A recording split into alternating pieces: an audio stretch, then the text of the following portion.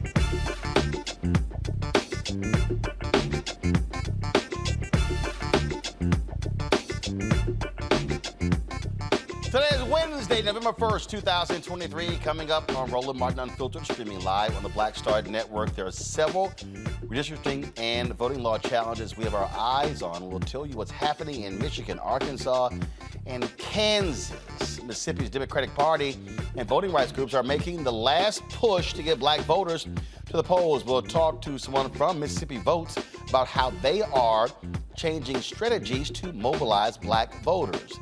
After Bernice Kings calls out comedian Amy Schumer for implying her father would support the bombing of Palestinians. It's also being called one of the world's largest displacement and humanitarian crises in history. Tonight, we'll discuss the decades-long conflict in the Democratic Republic of Congo. Plus, New York Times best-selling author Dr. Kimbro, longtime professor at Morehouse, will join us to talk about building Black wealth and how we must be changing our mindset. Plus, Isaac Hayes III is talking about the crowdfunding for Fanbase. Plus, why was he kicked off of LinkedIn permanently? He'll break it down. And you know what? I'm trying not to address this, but I've been seeing all of these videos talking about you're not a real man if you're not paying 100% of the bills, and oh, you are less of a man if you're paying 50-50. I think it's time for me to address this bull. See, y'all about to make me cuss. I'm trying not to. It's time to bring the funk. I'm Roland Martin Unfiltered on Black Star Network. Let's go. He's got it. Whatever the miss, he's on it. Whatever it is, he's got the scoop, the fact, the find. And when it breaks, he's right on time and it's rolling. Best believe he's knowing. Putting it down from sports to news to politics. With entertainment just for kicks, he's rolling. Yeah, it's on go, y'all. Yeah, it's Roland Martin.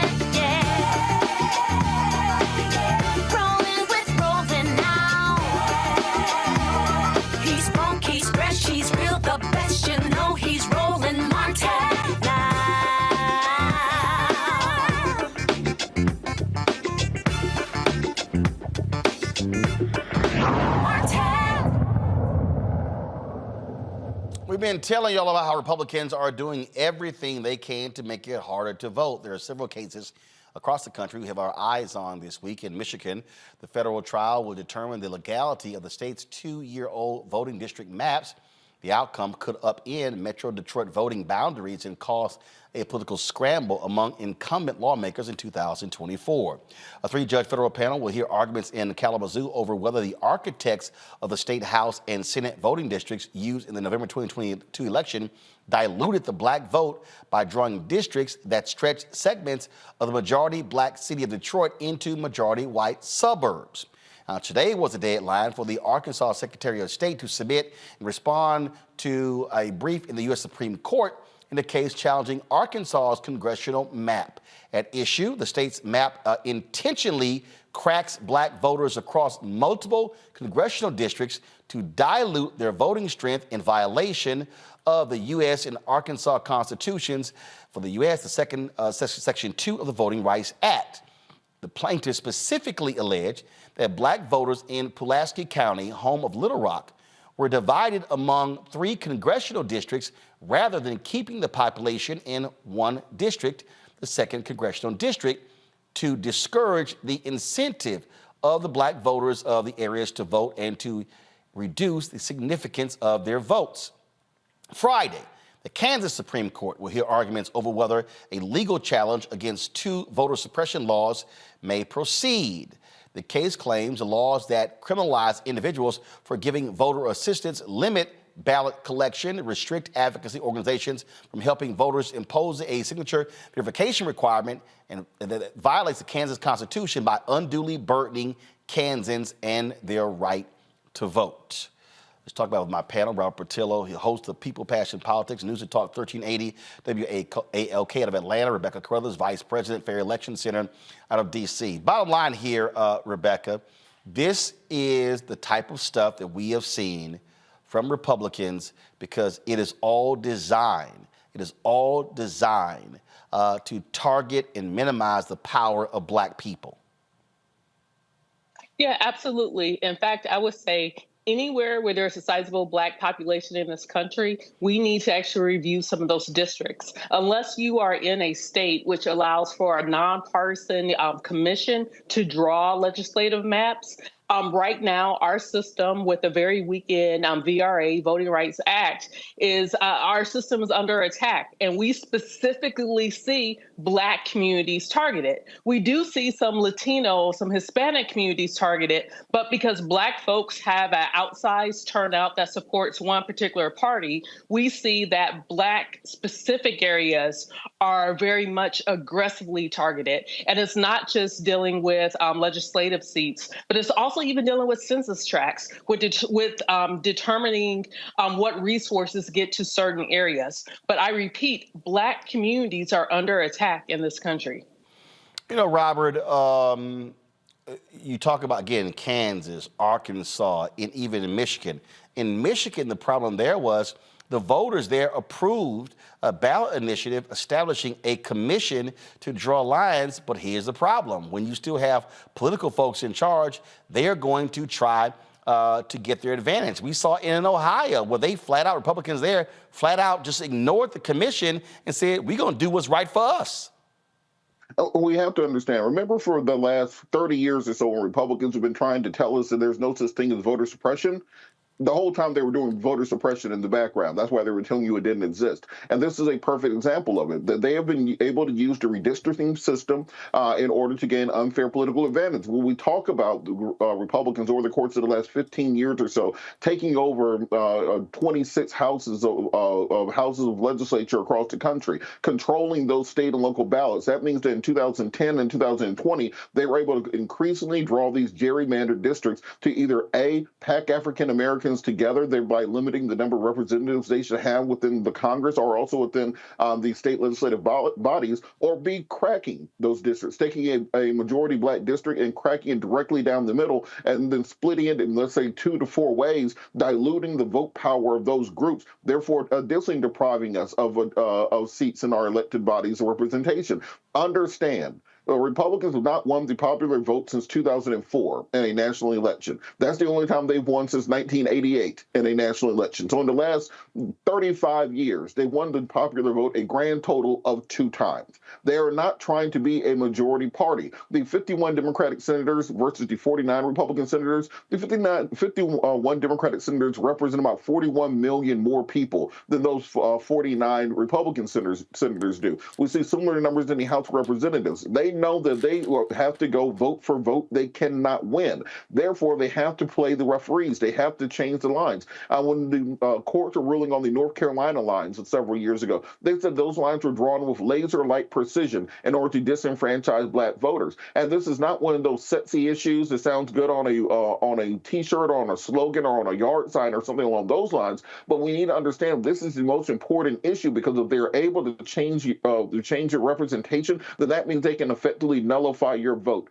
That means that we have to vote in outsized numbers. We have to turn out at 2 to 3 times the rate of other groups just to have the same representation, because they are able to remove the number of people who represent our communities, and that goes down to the distribution of resources, the allocation of educational resources, where they put hospitals at, etc. So we need to start taking these issues seriously, particularly on before the next election cycle, because if they're allowed to do this again in 2030, they might be a minority in this country come 2044, but they will still have an outsized level of power in our political system because they're able to draw the lines. We saw the exact same thing happen in South Africa toward the end of apartheid. We saw the same thing happen in Kosovo towards the dissolution of the Balkans in the 1990s. This is how minority groups maintain power against the will of the people in seemingly democratic systems. Well, folks need to understand here, Rebecca, again, what this does is this also limits power. And when we say power, that means money. It means resources. We're talking billions and billions of dollars. And this is why the Republicans have been trying to get rid of Section 2. They weakened Section 4. This is why Clarence Thomas, who does not have the interests of black people at heart, wants to get rid of the Voting Rights Act completely. Without the Voting Rights Act, the Supreme Court would not have ruled in that favor in Alabama, in Louisiana, and we're seeing the impact of this. And so what Robert just laid out is political gerrymandering, where the Supreme Court said, "Hey, we got no fight in that. It's up to the states." But racial gerrymandering, they still have to deal with the courts on that. Yeah, absolutely. And I just want to be clear. I don't want any party, whether it's the Democrats or the Republicans, controlling how these lines are drawn, because we need these lines to be drawn in a way that's in the best interest of our community. And the best way to do that is through having a commission that's nonpartisan, that's adopting maps that have to be adopted by that state. And just like what Robert was saying, there are many real world impacts. I was just in Greensboro, North Carolina last Friday, speaking and meeting with different groups who are currently suing in North Carolina because of the voting omnibus that got passed by the North Carolina legislature, which also is being kicked into the courts with redrawing those congressional seats. So instead of having even remotely proportional congressional seats, we're not seeing that. We're not seeing people actually truly represented on both the federal level with congressional seats, but on the state level with state Senate and state House seats. And the real world implications, for example, we could look at in Georgia. When we're looking at public funding of HBCUs in Georgia, we see that Savannah State, we see that Albany State are among several universities that have been systematically underfunded by the state of Georgia. So we saw the Carlos Moore law firm now step in and do a lawsuit to try to do something about that. We also saw that in Maryland, and it took a particular lawsuit in order to get a better funding to these HBCUs. We're seeing these same issues even in Tennessee. And so we know and we can see where there's underfunding of resources that go into the Black community, that supports housing, that supports education, that even supports economic success in the Black community. And so it becomes very important to make sure that we have actual representation, because it's how we get dollars back home. We are all taxpayers. We are putting money into the system, but we're not proportionally getting money back and out of the system. The only way for that to happen is if we actually have representatives that are truly representing our interests. And again, what Rebecca just laid out for the people, Robert, who are always yelling, "Oh, we ain't seeing this, we ain't seeing that." Because a lot of that has to do with who's not representing you. Exactly. And I tell people all the time, just think about it this way. Georgia is about to get another seat on the west side of Atlanta because of the court decision regarding the electoral, or regarding the maps from 2020. Alabama, same thing. Florida, Same thing. North Carolina, same thing. That's 4 seats already. It's a 217 to 212 majority for Republicans in the House of Representatives. That puts you right around 216. You take away George Santos' seat because he may be expelled from Congress and replaced by a Democrat. You get rid of Lauren Boebert's seat because she won that by about 600 votes in the last election. Boom, you have a Democratic majority. Speaker of the House, Hakeem Jeffries. Just like that. So it's not that these things don't matter. These things are crucially important because if you have a Speaker of the House, Hakeem Jeffries, well, that means that now H.R. 40 is going to not only pass, but there'll be pressure on the United States Senate to actually pass a version of it to have a study commission on reparations. That means that when we're talking about allocation of national resources, about whether or not the U.S. government, when they're putting R&D into MIT, into Stanford and other schools to do research for DARPA, well, now that can be done at Jackson State and FAM State and Clark Atlanta University. That means that when we're talking about where we're going to put military bases and then and the military industrial complex and contracting, etc., that can happen in Black communities as opposed to other communities because you have the actual representation needed in those committees to push those things down. I got to sit down with with Charlie Rangel years ago when he was chairman of the House Ways and Means Committee. He explained just the power of having the gavel in those committees, the power of being able to set the agenda and to set the items that come before those committees. The American system is not built on the flash of the presidency. It's built on the bureaucracy of the House and of the Senate. And when in order to control those bureaucracies, you have to have control of the vote. And that's why it's so important that we fight to maintain and actually expand the voting right, to restore Section 4 and Section 5, to actually push forward legislation that will reform us to a 2024 version of Voting Rights Act that would actually cover the entire nation and not just the 16 districts envisioned in 1965. There's work to be done going forward, but we have to stop the ball from rolling backwards. And there are groups out there that are fighting every minute of every day to roll us back. Indeed. Hold tight 1 second, folks. We come back from this break. We're going to talk about what's happening in the Congo. A lot of energy focused on Israel and Gaza, but there is a huge humanitarian crisis happening on the continent of Africa. We'll discuss that next right here on Roland Martin Unfiltered, the Black Star Network. If you're watching on YouTube, hit the like button, folks. We should easily be over 1,000, 2,000 likes every single day, so please do so. Also, support us by joining our Bring the Funk fan club. Send your check and money orders to P.O. Box 57196, Washington, D.C. 20037-0196. Cash App, $RM Unfiltered. PayPal, or Martin Unfiltered. Venmo is RM Unfiltered. Zelle, Roland at RolandSMartin.com. Roland at RolandMartinUnfiltered.com. We'll be right back.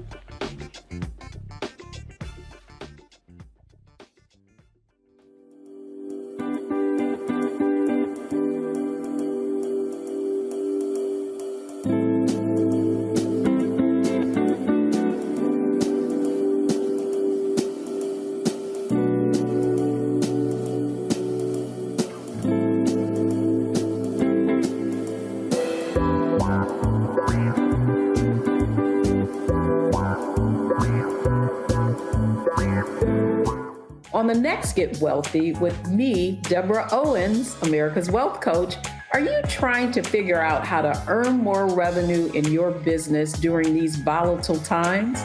Learn how to tap into the largest marketplace in the world through government contracting.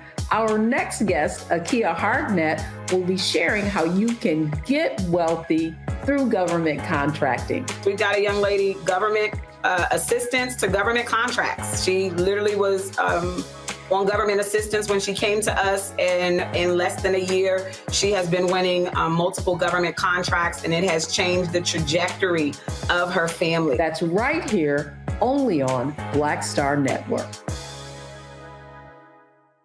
I'm Dee Barnes, and next on The Frequency, we talk to award-winning screenwriter and director Chanel Dupree about her film, You Think You've Grown, the adultification of young Black girls. This is a conversation that all women can relate to. This woman was like, oh my God, you know, I went through this when I was a kid. She wore something, it was a maxi dress, but the way it fit on her body, this female teacher that she looked too grown, and spun her around in front of a male teacher and said, do you think she looks grown, right? Oh my God. So that's next time on The Frequency on the Black Star Network. Hi, I'm Jo Marie Payton, voice of Sugar Mama on Disney's Louder and Prouder Disney Plus, and I'm with Roland Martin on Unfiltered.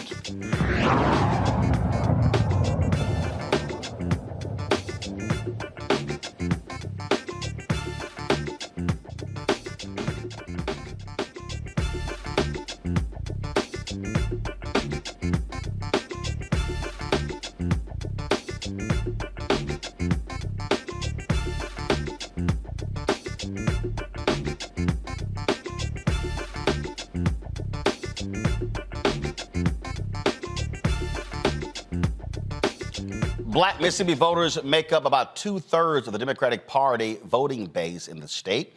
Mississippi has the highest concentration of black voters anywhere in the country. Organizations are doing their best to mobilize voters for the upcoming election, especially for the gubernatorial race between incumbent Republican Tate Reeves and Democratic challenger Brandon Presley. Joining me from Jackson, Mississippi is the Mississippi Votes Policy and Research Director, Hannah Williams. Hannah, glad to have you here on Roland Martin Unfiltered. Give us a sense of what the strategy is, because I was there on the ground both years when Cindy Hyde Smith was being targeted, and Mississippi had the opportunity to elect an African American to the United States Senate. The first time he lost by 65,000 votes. And when we look at the numbers, you had more than 100,000 black folks who were eligible, but just who didn't vote. And so are y'all looking at that data and saying, okay, where are our weak points? And let's shore up, let's go after those areas, because that could make the difference this year. Absolutely. Mississippi Votes is a nonpartisan nonprofit. So our whole entire mission is to make sure that we're engaging Mississippians year round, whether there's an election or not, even though in Mississippi we always have an election. When we look at our data research, we basically pinpoint areas or counties that we feel are having issues at the polls, are not turning out the way they should be. The young folks aren't engaged. People may not have enough information to feel like they can go to the polls and make an educated submission on their ballot. So we try to top to bottom, go throughout the entire state, have these community conversations, do a lot of political education to make sure that people are prepared to go to the polls. What would you say are the areas that really need attention, concentration? It almost goes without saying that the Mississippi Delta is always a place that is going to need extra help, extra push, even though the community front-facingly seems to be super engaged. They always turn out to elections. So for the people, just 1 second, for the people who are not from there, when you say Mississippi Delta, what does that even mean? So the Mississippi Delta is that western border of the state that was like it's like a really big agricultural community, really famous for its agricultural productions during slavery. It's a very high dense population of black people, very underfunded. The schools are underfunded, the public schools, the universities in that area like Delta State and Mississippi Valley State are also experiencing not getting the type of money that they need. And so we have people in the Delta who may be registered to vote and are engaged and are educated about what's going on, but their polling place might not be a place that is convenient for them to go to because of how spread out. And so I have a map up right now. That shows that. And so this right here is the Mississippi Delta. So is it the pink area there, or is it the green area? It's the green area. Got it. And so what you're saying is there's a big concentration of black folks there who ordinarily are not turning out. Yes. So what are y'all doing? Is it door to door? Is it media? So what exactly are you doing to turn black folks out in that area? We are heavily geo-targeting that area in terms of media. We have digital advertisements. We have billboards for folks who may not have access to see a digital advertisement. We are door knocking, we're text banking, we're charging our students in those communities. We have fellowships where college students can get involved with our organization, and we charge our students with going out into the community, having these conversations with folks. If there are churches or anybody that wants to collab with us, we pay folks to go pick people up and take them to the polls. Like whatever it takes, we try to eliminate all of the barriers from people actually going and showing up on election day. Questions from panel. Robert, you first. So on this point, one of the issues that I've found, particularly when targeting young people, is helping them to connect the political issues as they exist right now with their personal issues. What do you guys do to help connect with young people and help them understand the importance of the elections that are coming up? Well, one thing that we do outside of going to campuses and talking to people face to face is that all of our programming is completely designed by young people. Our policy agendas are designed by young people. We ask, we do polls, we have focus groups, just regular conversations where we may stop people on the street or before they're going into the caf, before they go to class, wherever. If they are a young person, we want to know, well, what issues do you think you're facing right now? And then we always find a way to connect that conversation back to voting, because most people don't connect those conversations back. There are a lot of issues that young people are aware of that they don't understand how that goes back to picking their governor or picking their legislator. Rebecca.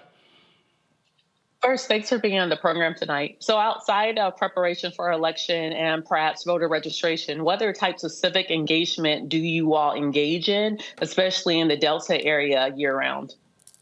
Okay, so as I mentioned earlier, we do have a whole bunch of fellowships. We have 3 that are targeted to college students or college-age folks, and then we have 1 that is for high school students, where we take them and we basically teach them civics, because our school system in Mississippi doesn't have civics anymore. So they get a basics of like how the government actually works, and then they are charged with going out into the community, having those conversations, having conversations with their parents, and also volunteering with us, coming out in the field, door knocking, really just learning what it takes to be an organizer, but also learning about civic engagement. And we also participate in the legislature every year. Our policy agenda is fully informed by the issues that young people want to see change in Mississippi, whether that's access to health care, a modernized voting system, just anything. Whatever they feel like is an issue right now, climate change, economic mobility, housing, we take on those issues and we try to either put policy out there that makes sense for us, or we do our best to try to block harmful policies that will be detrimental to the people of Mississippi.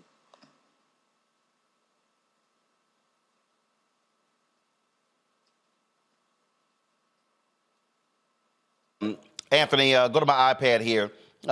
This one of those laws we talked about was where more than 15% of Black Mississippians are permanently barred from voting. This goes back to the racist policy from the 1890 Constitutional Convention, which was called specifically to keep Black folks from being elected.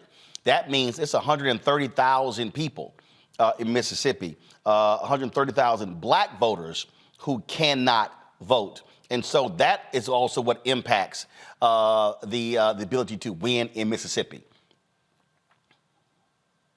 Absolutely. We have a program designed for folks to help get their voting rights back as well. It's an online program. We go through the legislature. We help people become bills of suffrage, and we try our best to work with our legislative partners and allies to push those applications through. Unfortunately, this year we submitted over 100 bills of suffrage and none were selected, which is absolutely historic for us. So there's definitely like a organized push to try to keep folks out from participating in elections.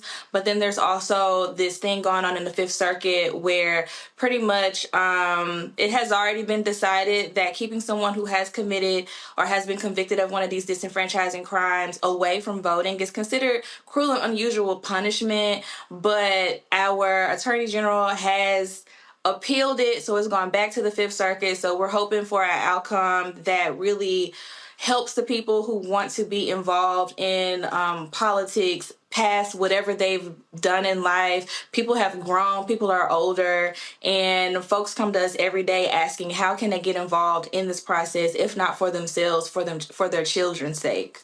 And before I go to Scott, and again, look, one of the issues you're dealing with is across the board when it comes to voter participation in Mississippi.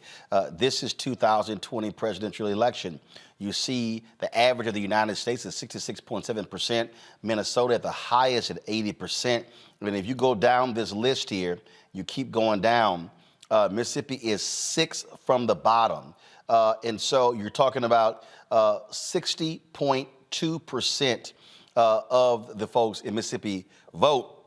It was crazy to me You're talking about a state that that gets a significant amount of its money from the federal government. So you got people in Mississippi who simply are not participating, and normally you see a higher turnout in the presidential election than anywhere else.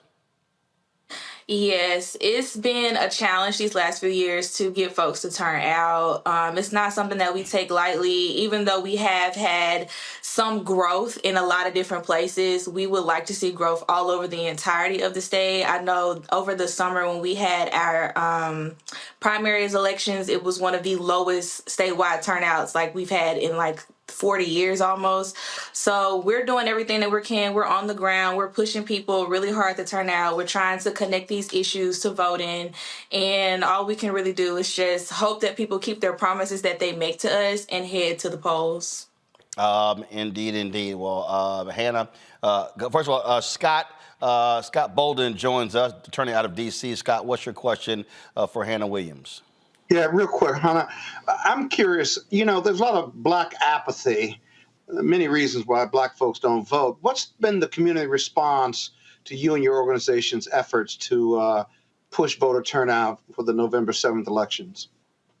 They've been pretty receptive. One of the major things that we do at Mississippi Votes that we value from our community is that we know that there are real world things that are happening to people. So we've come across people who want to vote or want to be interested in voting, but how am I going to feed my kid today? Or how am I going to get to work? Or how am I going to do, all of these other things that may come before thinking about even going to the polls.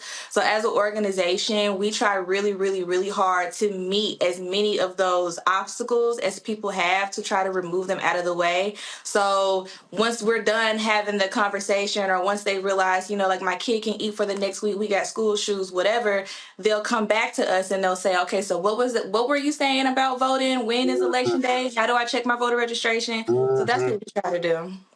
Yeah. Good stuff. Thank you. All right. We appreciate it, Hannah. Keep up the good work, and hopefully we will see a much larger turnout in a few weeks. Thank you. Folks, we come back. We'll talk about a number of issues. First of all, of course, Black and Missing. We'll also talk about what's happening in the Congo. Bernice King, she checks Amy Schumer when it comes to what's happening in Israel and Gaza. We'll break it all down for you right here on Roland Martin Unfiltered on the Black Star Network. Hatred on the streets, a horrific scene, a white nationalist rally that descended into deadly violence. White people are losing their damn minds. As an angry pro-Trump mob storms the U.S. Capitol, we've seen shooting. We're about to see the rise of what I call white minority resistance. We have seen white folks in this country who simply cannot tolerate Black folks voting. I think what we're seeing is the inevitable result of violent denial. This is part of American history. Every time that people of color have made progress, whether real or symbolic, there has been what Carol Anderson at Emory University calls white rage as a backlash. This is the rise of the Proud Boys and the Boogaloo Boys. America, there's going to be more of this. Here's all the Proud Boys, guys. This country is getting increasingly racist in its behaviors and its attitudes because of the fear of white people. The fear that they're taking our jobs, they're taking our resources, they're taking our women. This is white fear.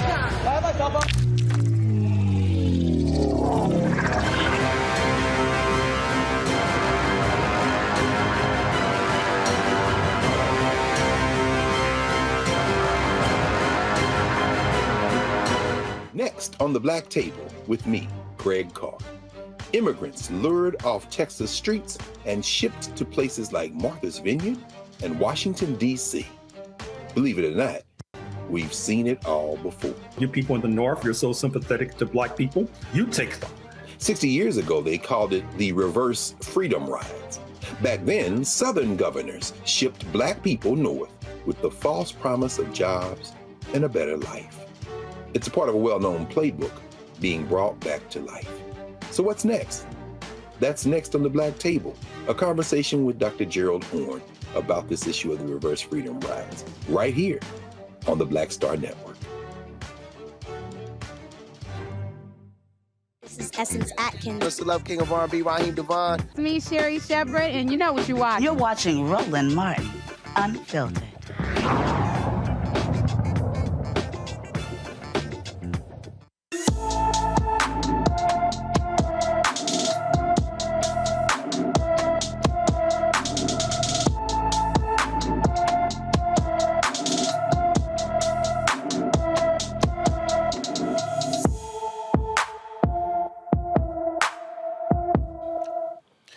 Jabari Douglas has been missing from Palmdale, California since October 25th. The 15-year-old is 5 feet 11 inches tall, weighs 130 pounds, with black hair and brown eyes. Anyone with information about Jabari Douglas should call the L.A. County Sheriff's Department at 661-272-2412, 661-272-2412. Bernice King, the daughter of the Reverend Dr. Martin Luther King Jr., has called out comedian Amy Schumer for implying that her father would have supported Israel's actions in the Gaza Strip. On Twitter, Schumer posted this clip of Reverend Dr. Martin Luther King Jr. talking about Israel. Must see that Israel must exist and has a right to exist and is one of the great outposts of democracy in the world. My Jewish brothers and sisters said to me amid anti-Semitism anywhere, we don't need your support. We have enough Jewish power to deal with this problem ourselves. I would still take a stand against anti-Semitism because it's wrong, it's unjust, and it's evil. If my Catholic brothers and sisters said to me, amid bigotry toward Catholics, we don't need your support in this because we have enough Catholic power to deal with it, I would still take a stand against bigotry toward Catholics because it is wrong, it is evil, and it is unjust. Well, Bernice King responded by posting this on Twitter. Amy, certainly my father was against anti-Semitism, as am I. He also believed militarism, along with racism and poverty, to be among the interconnected triple evils. I'm certain he would call for Israel's bombing of Palestinians to cease, for hostages to be released, for us to work for true peace, which includes justice. He said justice at its best is love correcting everything that stands against love. We have much to correct. Here's a clip of my father talking about withdrawing from the Vietnam War and moral power. Dr. King, that the war in Vietnam could be stopped now without harm to this country? Well, there are two ways to deal with it. One is a unilateral withdrawal. I don't oppose that because I feel that this is a possibility. After all, France withdrew unilaterally from Algeria. It withdrew without a military victory. And this did not lessen France's prestige or influence in the world. If anything, it increased its prestige in the world. France is not the power that this country is. Well, I think that's an even greater reason why we should restrain our power. There's always the danger that any nation will abuse its power. And I think our power must be much more than military power. We don't need to prove to the world or anybody our military power. I think we've got to prove our moral power now. Do you feel that this nation has abused, as you say, their power? Oh, I certainly do. Boy, it's always interesting, Rebecca, when these people love to quote Dr. King, but they don't want to talk the rest of Dr. King. Yeah, we have to talk about the full picture. And, this was really interesting. And I'm just holding my breath when it comes January, when I see all sorts of people, everyone from Ted Cruz to DeSantis trying to quote Dr. King, knowing that they do not espouse the views or even the moral integrity of Dr. King. And I do appreciate the King family upholding even the intellectual property of their father to make sure that when people are taking quotations out of context, that it is properly addressed. So I definitely applaud the King family for making sure that Dr. King's thought leadership and moral philosophy is still integral to what his actual beliefs were. Scott? Yeah, it's interesting. This this whole issue of Israel versus Palestine, as well as the Hamas, mainstream America seems to struggle with being two-headed. You're either for Israel or against them. If you show any sympathy towards Palestine and what's going on in Gaza, the death and destruction, I can support Israel in their right to be there as an important ally of the U.S., but I can certainly support a two-party state and believe that Palestinians have a right to be there too and to coexist. I can oppose Hamas kidnapping and killing Israelis as part of their struggle, if you will, and I can support Israel having the right to defend themselves. What I find hard to support is the collateral damage of 7,000 or more Palestinians being dead, whether Hamas is infiltrating them or not. There's got to be a better way. Israel's got to keep the higher moral authority. The U.S. has to have a higher moral authority. And if you look at the death and destruction and the lives, that's what America is seeing. And that's why you have the protests on the college campuses, because young people are seeing the death and destruction in Gaza. They understand the wrongful attack of Hamas against Israel. But to eliminate Hamas, there's got to be a way to preserve citizens, let them leave, find them a way out, right? You can't move a hospital overnight, if you will. And so this is very complicated and difficult.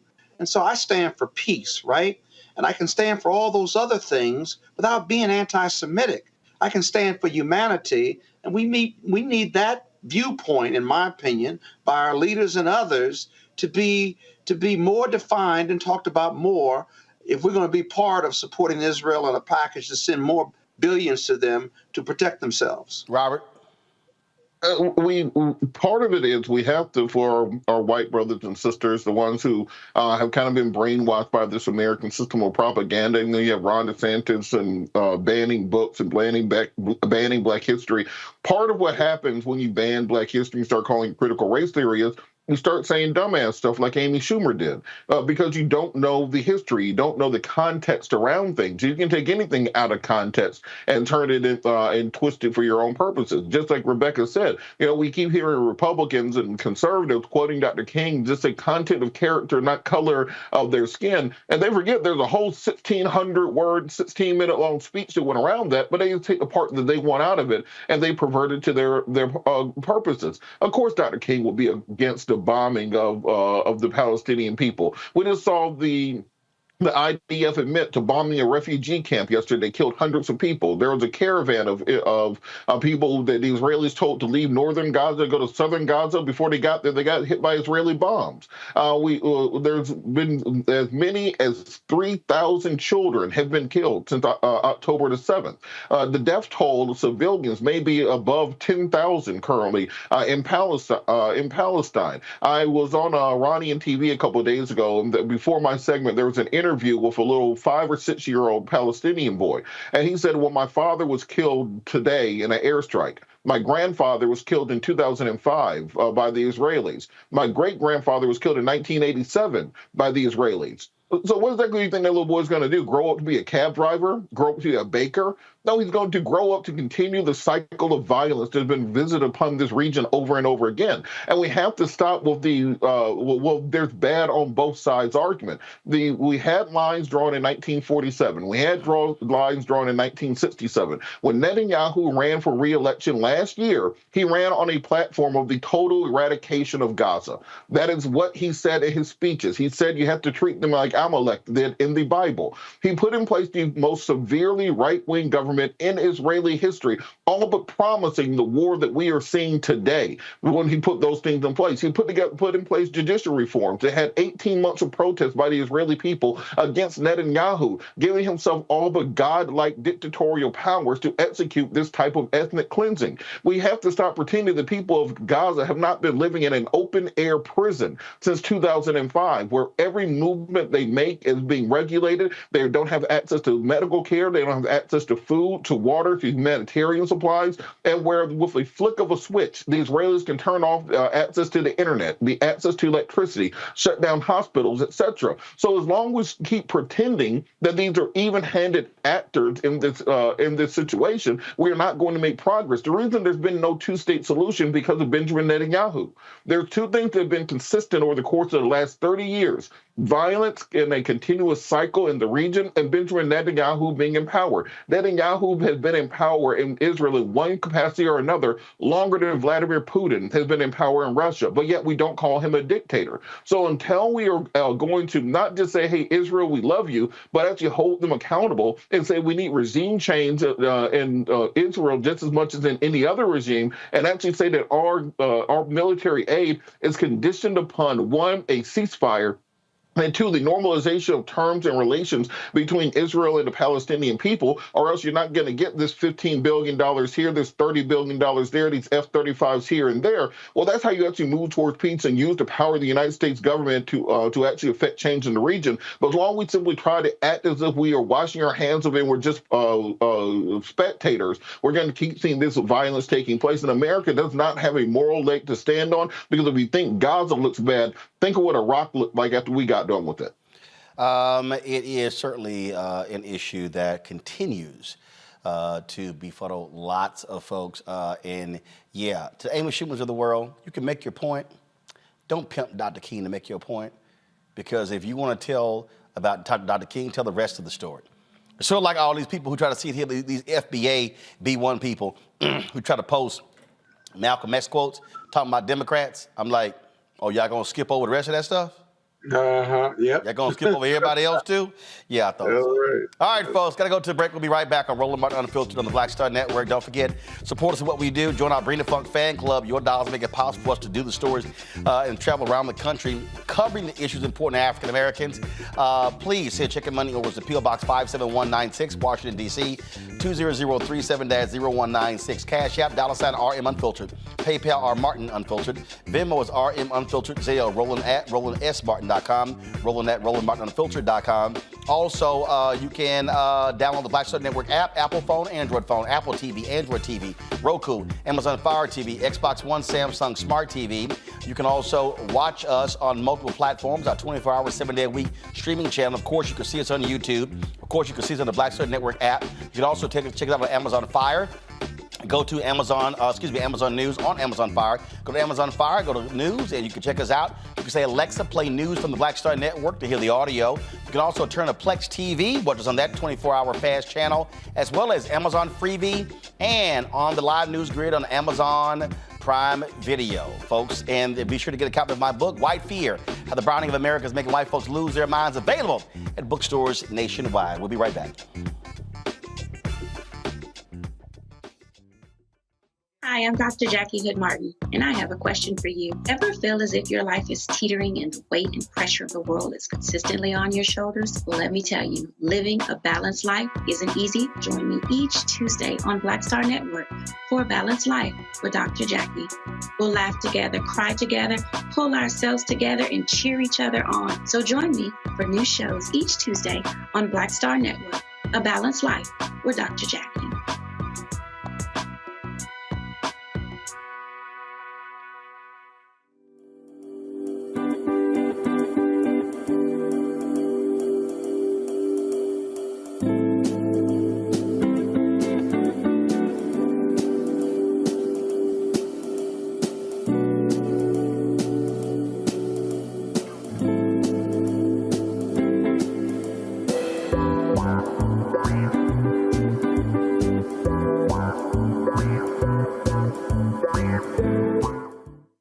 About blackness and what happens in black culture.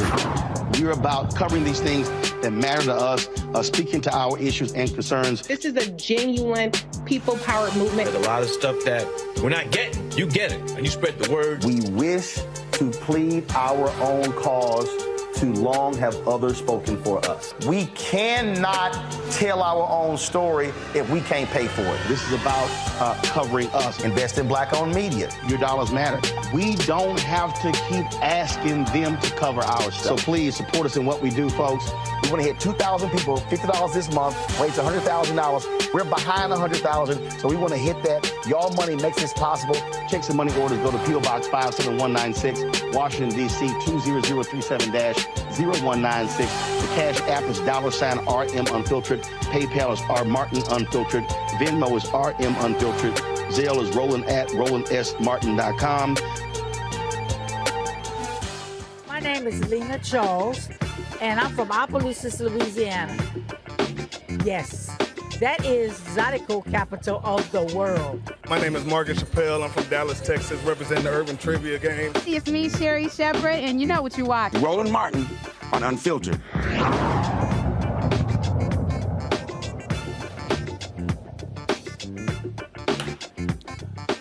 The decades-long conflict across the Congo has displaced, folks, a record 6.9 million people. The United Nations Migration Agency calls it one of the world's largest displacement and humanitarian crises. According to the International Organization for Migration, at least 80% of the displaced people live in eastern Congo's provinces of North Kivu, South Kivu, Ituri, and Tanganyika, which have long been overrun by dozens of armed groups seeking a share of the region's gold and other resources. National security and foreign policy expert Asha Castleberry-Hernandez joins me from D.C. to discuss what's happening in the Congo. So first and foremost, part of this issue, and let's just be frank, why this has not gotten lots of attention is because, like many countries in Africa, as far as this nation is concerned, if there is no national interest, meaning first oil or some type of resource, frankly, we don't care. Well, thank you, Roland, for having me today. And I must say, the last time we spoke, we discussed the North Korea issue involving the Trump's historic visit to the DMC. So I'm happy to see you again. And also, too, I've worked on the Congo at the Security Council during the Obama administration. Yes, unfortunately, the Congo crisis has been overlooked for quite some time. And let's be honest, because it's in the African continent, that's one reason why. And also, too, when you look at how long the conflict has been, which has been for decades, there's a sense of fatigue, too, with regards from the international community, as well as within the region, that how can we honestly bring sustainable peace to the Congo?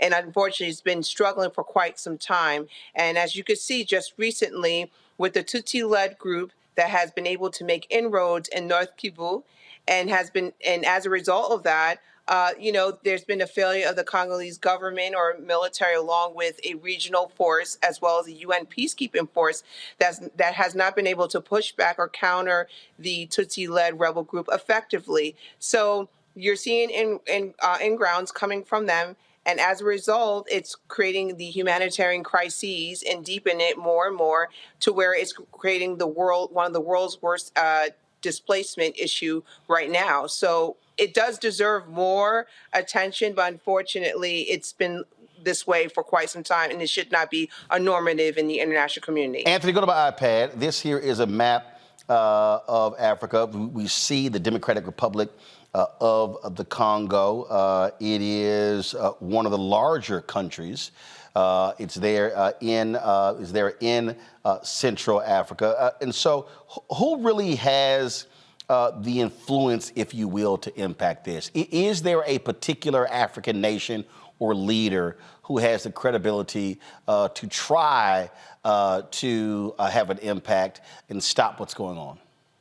Well, it's going to definitely take the international community, more specifically key regional countries that are bordering Eastern Congo, in order to effectively address this issue.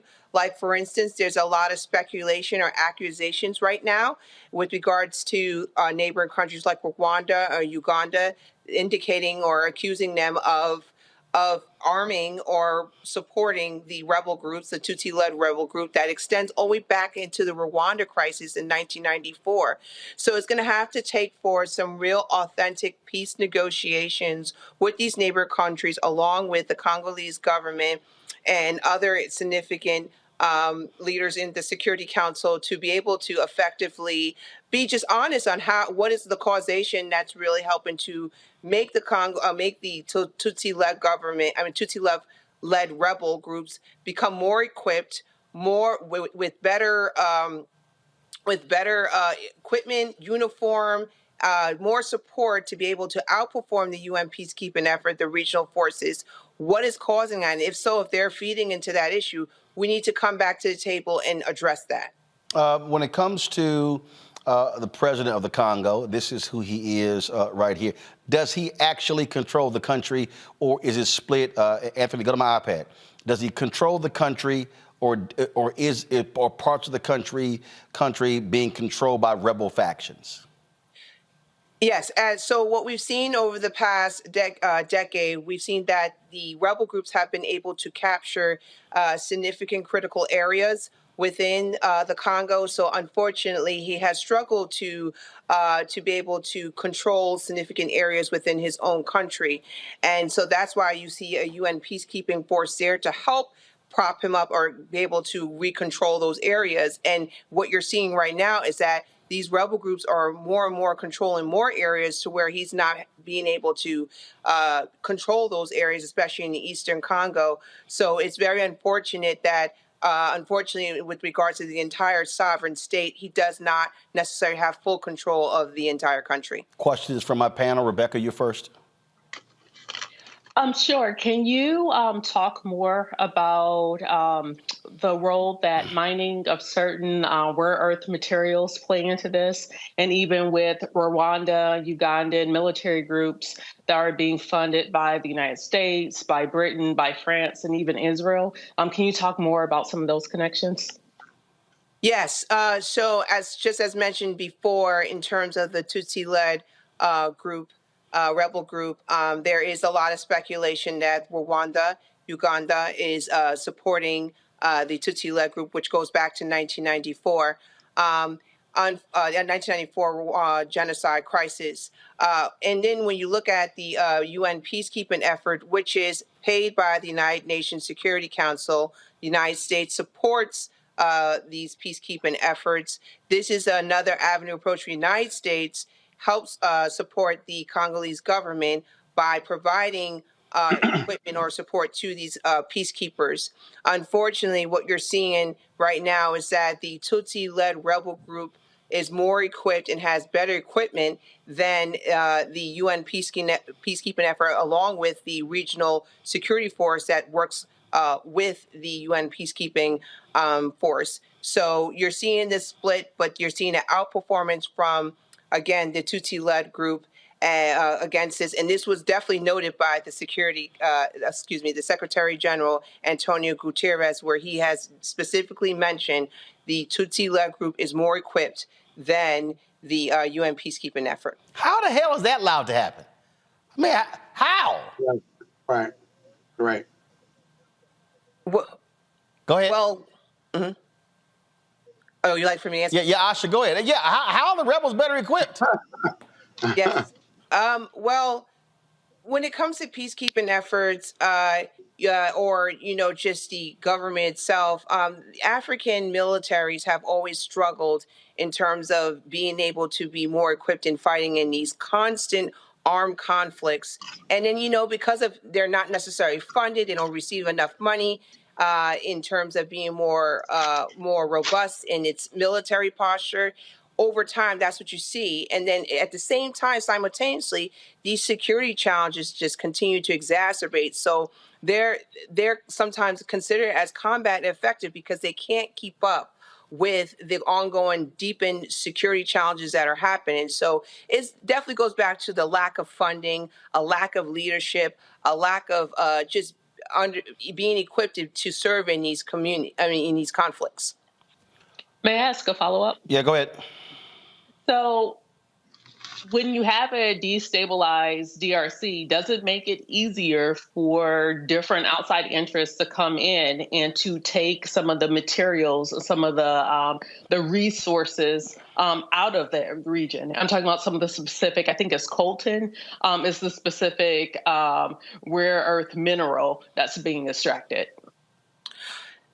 Thank you for mentioning that point because looking at this situation, many experts have said that one of the driving factors of why this conflict is happening is because of the economic interest in terms of the rich natural resources like gold and additional resources, where these neighboring countries have an interest in being able to control. So with that being said, because the Congo, especially along the eastern province, is looked upon as being porous, it is a lot easier for external forces or groups to come in and to be able to take advantage of the destabilization or the fragility of the country, and more specifically is to target towards these markets or these natural resources. So there's definitely a big economic drive or factor here that plays into this conflict. Who is Scott Bolton here, if I may, Roland? Go ahead. Who's driving the peace process? I mean, the videos show chaos. You've got these various interests and so forth and so on. I got it. But the UN is there as a peacekeeping force. Is the UN driving peace and negotiations between these various factions, whether it's power sharing or ending the chaos or ending the war against these 80% of the population that's being displaced? Thank you for the question. Yes, so the UN has played a significant role in trying to, achieve a sustainable peace there in the Congo, but unfortunately, it has not been able to reach that goal. Going back to the CNDP in 2009, where there was this power sharing point that you just mentioned between the Tutsi-led leadership along with the Congolese government, where both were come together as far as a sharing power. But unfortunately, in 2012, when the Congolese government arrested one of the top Tutsi-led rebel group leaders, that created a friction or a divide or a wedge between the two. And then that's when you start to see the Tutsi-led representation or group just branch away from the Congolese government. So, and then it happened again. Another agreement occurred, but unfortunately, that peace still did not meet its expectations. And in fact, the Tutsi-led group says we are fighting back because we're not seeing that the Congolese government is meeting our expectations with regards to these peace agreements. So there is definitely a failure with regards to these peace agreements bringing sustainable peace subsequently, because that's exactly what they've mentioned, that it's not achieving peace within this area. So there's been just a lot of failure in terms of after meeting or after a peace agreement has been established. Wow. Robert? Following up on Rebecca's question, thank you so much for joining us. We have seen that there have been massive oil deposits found both in north and southern Kivu, as well as Tanganyika, including on one of the world's largest gorilla preserves. The foreign national organizations, including China, have attempted to extract oil from, as well as a massive lithium mine in the southeastern region of the Congo, which Australia is attempting to exploit, in addition to the cobalt, tritium that Rebecca mentioned earlier. What role does China play in providing international leadership in peacekeeping in these areas? Because it seems that the regional partners, which normally would have a security interest there, seem to have basically washed their hands of the situation. Kenya, which is directly next to Uganda, is proposed sending peacekeepers all the way to Haiti, as opposed to sending peacekeepers to Congo to deal with those issues right on their doorstep. But what role does China and other international organizations outside of the NATO, the UN, the US, what role are they playing in attempting to achieve peace? Yes, thank you for the question. So China is unfortunately all over the continent when it comes to, matters that relate to peace, security, economics, infrastructure developments like the Belt and Road Initiative. So what you're seeing in terms of China is they play a role with the UN where they fund the UN in terms of peacekeeping. They even are like one of the only P5 permanent representatives that have peacekeepers or deploy peacekeepers to these type of peacekeeping missions in Africa. So there's some sort of boots on the ground representation with regards to China. Then also you have this unilat or bilat effort that China's doing, where they work closely with these countries as far as, saying, hey, we will work closely with you in terms of security, in terms of building the infrastructure development, that you always needed for more than 90 or 100 years. But in exchange, China always has an interest in terms of economics, especially when it comes to oil. Now, in terms of oil, yes, China has a strategic interest because it has to accommodate over 1.3 billion people that demands a high consumption of energy needed there. So China definitely has a strategic interest when it comes to this oil industry within the Congo. And just Roland, real quick, a follow-up. We've seen other African nations that have been dealing with similar issues partition. We've seen North and Southern Sudan partition. There's a proposal to partition Libya directly, bilaterally, directly down the center. Has there been any conceptualization of redrawing lines to potentially stop this ethnic violence? With regards to this, as far as partition, I think that is a potential, especially if you start to see where the country is struggling to be able to control the entire state. So just like what you said, as far as Sudan, I used to actually work on that issue at the United Nations, where we successfully were able to establish South Sudan compared to Sudan, and that helped at that point bring more peace between the two countries. But there is definitely a potential here with regards to the Congo, especially when you see there's a huge difference in terms of experiences looking at the Eastern Congo versus Western Congo. But once again, in order to do that, we have to bring in those neighboring countries and the rest of the international community to come up to a consensus on, is that realistic? Will that actually bring peace with regards to the DRC? Final question I would like for you to answer, and this is for somebody who's watching right now who's saying, look, man, I don't care. It's other stuff that we could be talking about. It's stuff happening in the United States. A lot of these people who are very isolationist, who say, I don't care about what's happening in Africa. I don't care about what's happening in the Caribbean. Why should this matter to African Americans? Yes. Thank you for the question. Well, what's interesting is that I was really happy to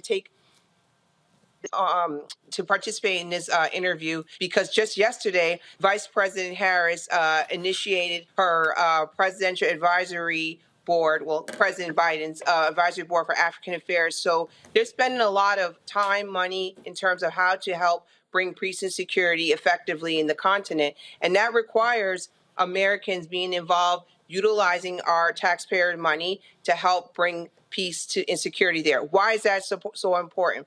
Well, when you look at places like the DRC, or even right now in Israel involving Gaza, when you have destabilization, you have groups like terrorist groups, for instance, whether it's Hamas, ISIS, et cetera, especially ISIS in Southern Africa. Those type of terrorist groups breed there. And once they have the opportunity to build on strongholds and emerge, that becomes not only a threat to that specific state, the region, but also to the United States. So helping to develop Africa, it's not just involved with, okay, we have to be able to push back on China with regards to strategic competition, but it helps fight back terrorism. And that was clearly stated by the vice president when she actually pursued her trips there. She saw that it's very important that we stay engaged with Africa and help develop it because it fights back against terrorism. And to your point, this is the press release, the White House sent out. Go to my iPad, please. Lays out the inaugural members of the President's Advisory Council on African Diaspora Engagement in the United States.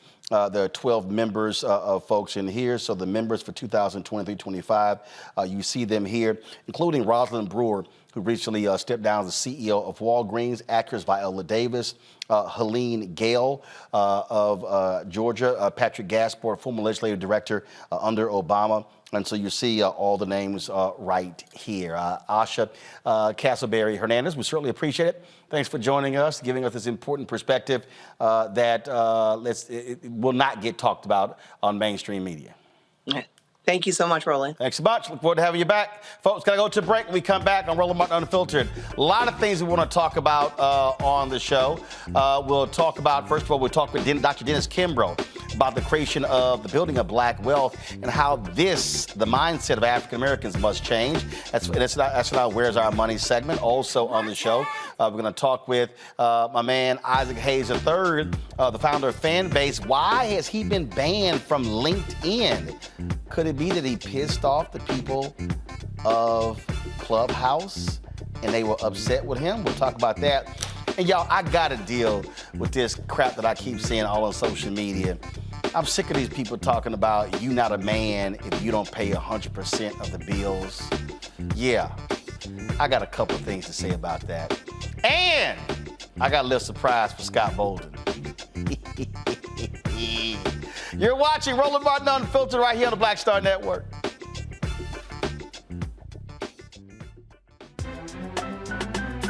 I'm Faraji Muhammad, live from LA. And this is The Culture. The Culture is a two-way conversation. You and me. We talk about the stories, politics, the good, the bad, and the downright ugly. So join our community every day at 3 p.m. Eastern and let your voice be heard. Hey, we're all in this together. So let's talk about it and see what kind of trouble we can get into. It's The Culture. Weekdays at 3, only on the Black Star Network. I'm Dee Barnes, and next on The Frequency, we talk to award-winning screenwriter and director Chanel Dupree about her film, You Think You're Grown, the adultification of young black girls. This is a conversation that all women can relate to. This woman was like, oh my God, you know, I went through this when I was a kid. She wore something, it was a maxi dress, but the way it fit on her body, this female teacher thought that she looked too grown and spun her around in front of a male teacher and said, do you think she looks grown, right? Oh my God. So that's next time on The Frequency on the Black Star Network. Next on the Black Table with me, Craig Carr. Immigrants lured off Texas streets and shipped to places like Martha's Vineyard and Washington, D.C. Believe it or not, we've seen it all before. You people in the North, you're so sympathetic to black people, you take them. 60 years ago, they called it the reverse freedom rides. Back then, Southern governors shipped black people north with the false promise of jobs and a better life. It's a part of a well-known playbook being brought back to life. So what's next? That's next on the Black Table, a conversation with Dr. Gerald Horne about this issue of the reverse freedom rides, right here on the Black Star Network. Hello, I'm Jamia Pugh. I am from Coatesville, Pennsylvania, just an hour right outside of Philadelphia. My name is Jasmine Pugh. I'm also from Coatesville, Pennsylvania. You are watching Roland Martin Unfiltered. Stay right here.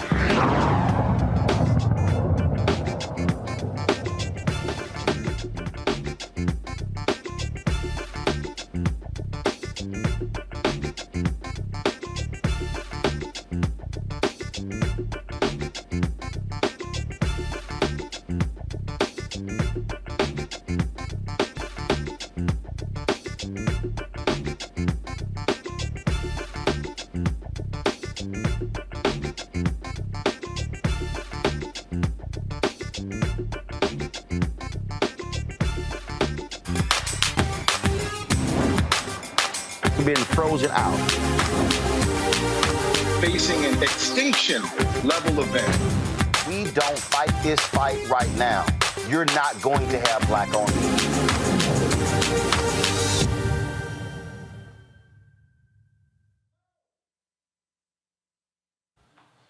All right, folks, welcome back to Roland Martin Unfiltered on the Black Star Net. I'm glad to have you here. We have this section of our show, Where's Our Money? Because our focus oftentimes is what's happening in our society when it comes to building wealth creation. And you keep hearing this. People keep talking about, building wealth creation, how these things are important.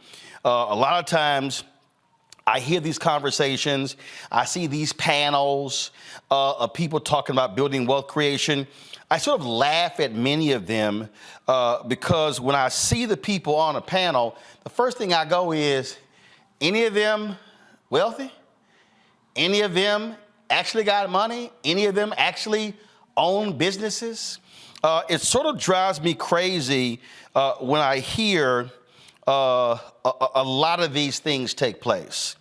And I know somebody's sitting here saying, man, I think you're being too hard. No, I'm not being too hard, because if we're going to be honest about what is needed and required, is I believe there has to be a fundamental change in mindset.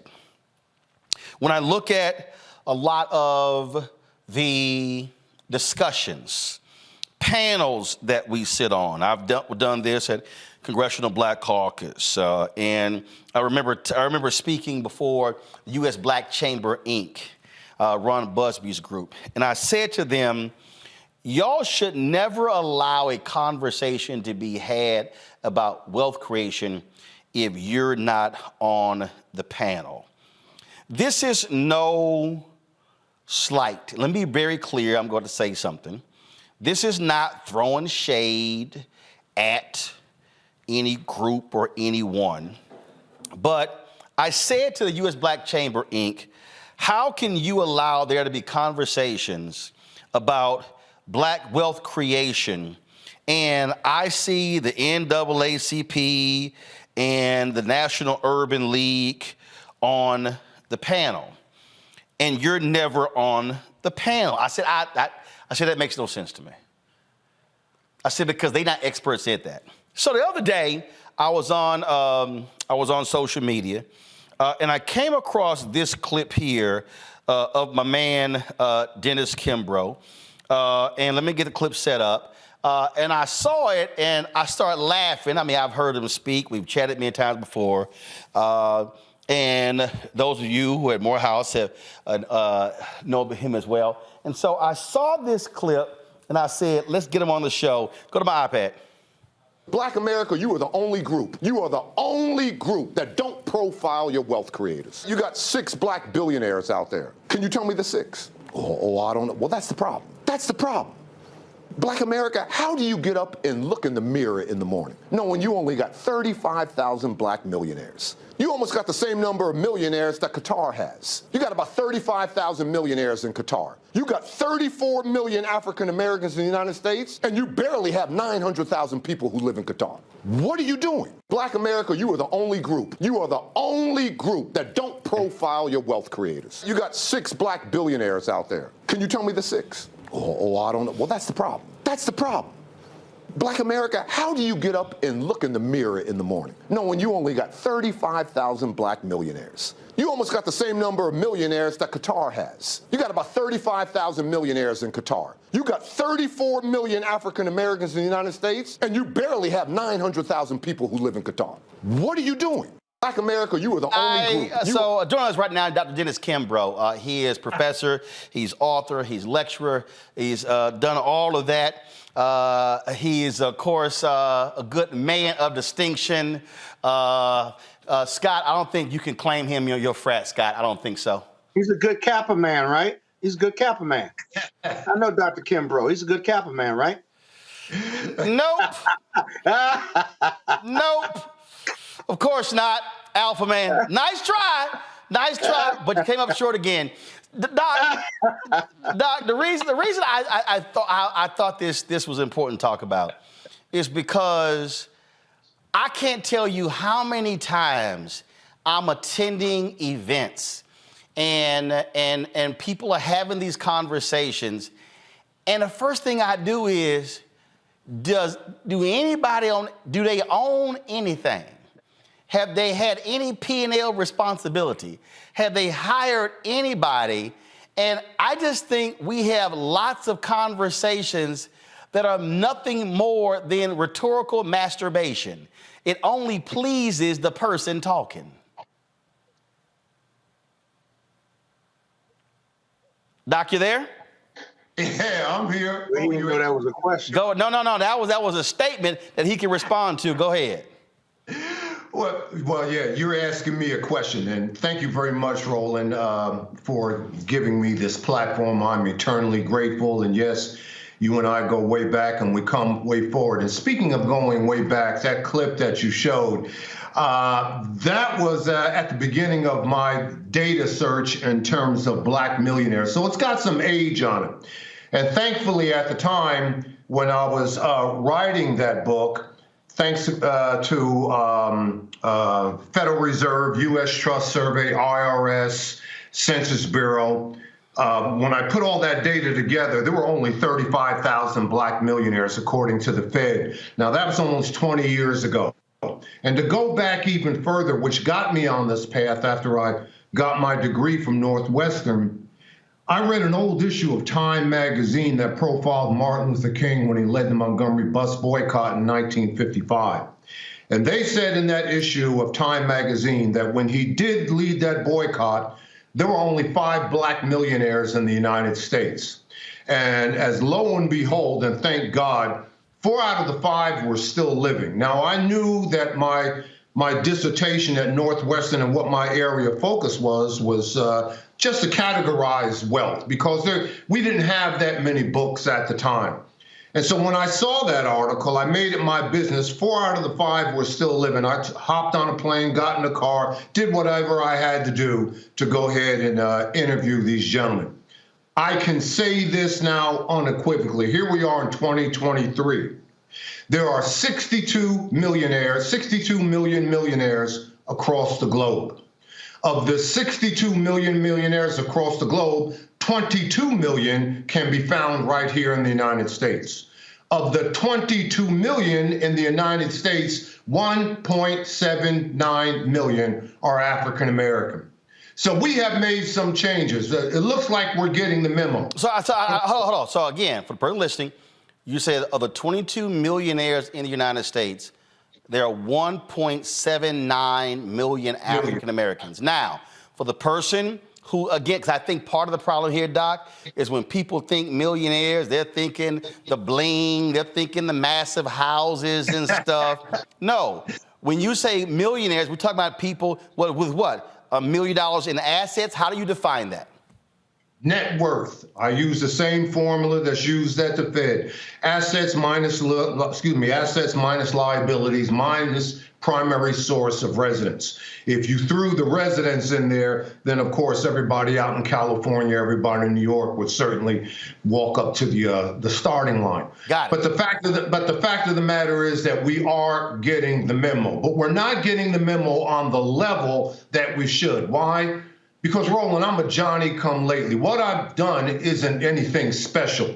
Because Black America, your most prolific scholar, W.B. Du Bois, in 1879, or actually 1877 through 79, he wrote the seminal work, The Negro in Business. Now, how did he do that?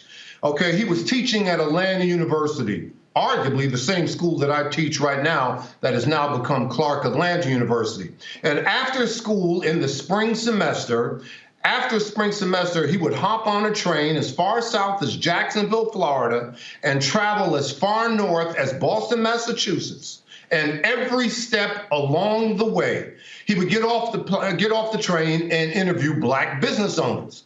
Well, you're fortunate if you get a chance to read that book. Only your better university libraries, and I don't even know if any public libraries would have a copy of that more than 800-page book. And the book is called again what? The book is called what? Only your better public library and university libraries would have a copy of that book. And I'm saying the name of the book again is? The name of the book is The Negro in Business. Got it. Go ahead. Okay, The Negro in Business. If you don't get a chance to read the complete compendium, that book, just read the first 30 pages, because he has 2 profound quotes within the first 30 pages. Number 1, he says, the man or woman who won't control his or her finances won't control anything else. Now, what in the world does that mean? If you don't care about the money in your pocket, what do you care about the level of black on black crime? What do you care about the scarcity in terms of high school graduation rates within the community and the like? And then number 2, he says, nothing positive will ever occur in a community that fails to circulate its dollars. Now, he wrote this in the late 1890s, and those 2 quotes are applicable today. So in 1897, Du Bois writes A Negro in Business. 15 years later, in 1913, Booker T. Washington writes his book, and he uses the same title, The Negro in Business. Now, that book that Booker T. Washington wrote, they only had 25,000 copies printed of the hardback. Now, here you are in my study, and I can turn around right there and look behind me. I got rows and rows of books back in my study, but here I am by my computer. I have the 30 books that had a profound impact on my life. Booker T. Washington's book was one of those books. So the days are gone in which we can say the white man this, white America, blah, blah, blah. No, you've got to be a participant in your own rescue. And I'm not saying everybody's got to be a millionaire or billionaire. Hell, I'm telling you, right now you got about 3,000 billionaires across the United States. And on any given day, you would have anywhere from 12 to 15 African-American billionaires. I've been blessed to interview 4 of the anywhere from 12 to 15. That's not my stick. I want you to be completely and totally fulfilled. But the fact of the matter is you have got to change your mindset in the environment that we are right now. The economy that we have right now, we've gone from agricultural to industrial to information technological, whatever. Right now, we are in the creator's economy. And what does that mean? That means you create your own economy. In the next year, year and a half, maybe 2 years, there'll be 8 billion people on this planet.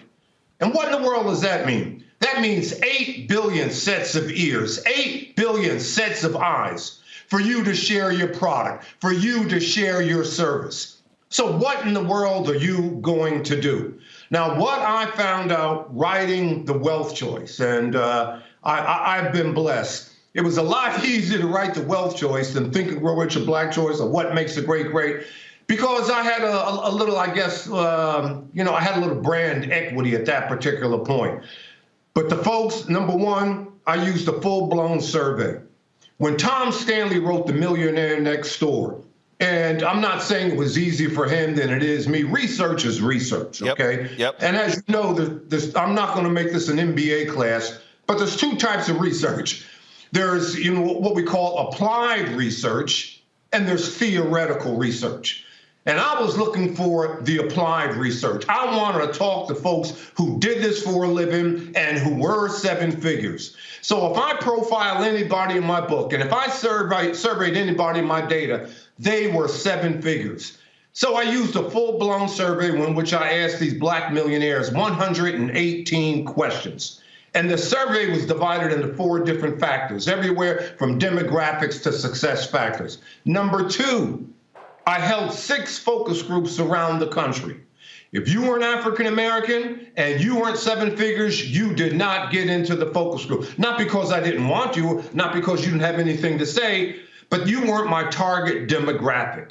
So where were those focus groups? I had 3 in Atlanta. I had 1 in Washington, D.C. The focus group that I had in Washington, D.C., there were more than 110 Black millionaires in that focus group.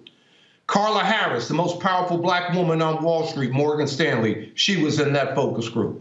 Bob Johnson, one-time owner of the Charlotte Honors and BET founder, he was in that focus group. Michael and Steve Roberts, the Roberts brothers, you're billionaires, okay, out of St. Louis, they were in that focus group. And again, I had a small focus group in Omaha, Nebraska, and I had an even smaller focus group, a boutique focus group with only Black females out in Las Vegas. And the reason why I held these focus groups, I wanted to see how Black millionaires interacted with each other. And that's what we get wrong as a race. There's no bling bling. There's no beating on the chest. There's no look at me. There's no latest fashion. Folks showing up in tattered jeans. Folks showing up and work shirts and this, that, and everything. That's what I wanted to see. Right. And that's what we get wrong. When we think of Black millionaires, we think of high-priced athletes. We think of entertainers. We think of cryptocurrency. That's the wrong vibe. These aren't those individuals. And I can give you, the demographic on what the average Black millionaire looks like. The average Black millionaire is 52 years old. lived in the same home for more than 20 years, bought that home more than 20 years ago for $175,000, and now the appraised value is close to $500,000. And yes, they have burnt the mortgage. They drive 4 cars, and neither of them are brand new. Boom. Some just might be a little bit more newer than the others, but 2 of those 4 cars are really going to have some miles on them. So that's what we get wrong. And as soon as that we take a look at it, and here's the good news. Go ahead.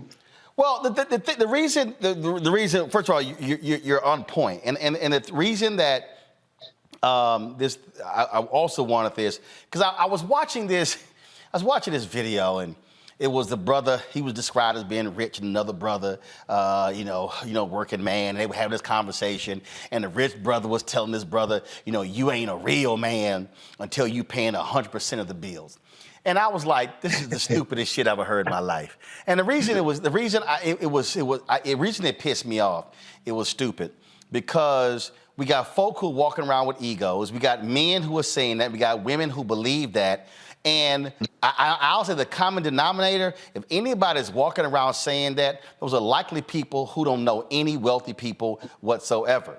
Because, and I'll give you the perfect example. I will use the example. I was telling somebody today, Paula Madison. So Paula Madison, her husband Roosevelt is a makeup artist, and he did makeup for Tom Brokaw.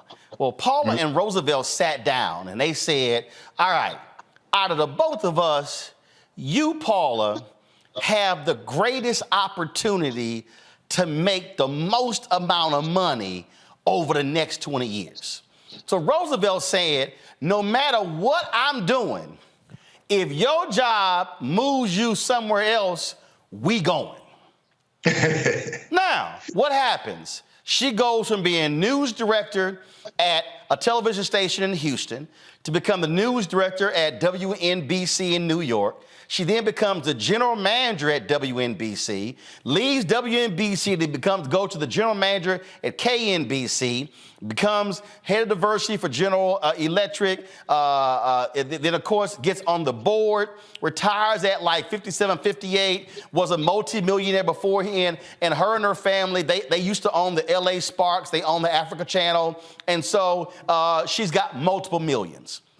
This was a perfect example of a man, and Roosevelt chilling, driving a Rolls Royce, of a man saying, hey, my woman has an opportunity for all of these different things. We gonna ride that till the wheels fall off.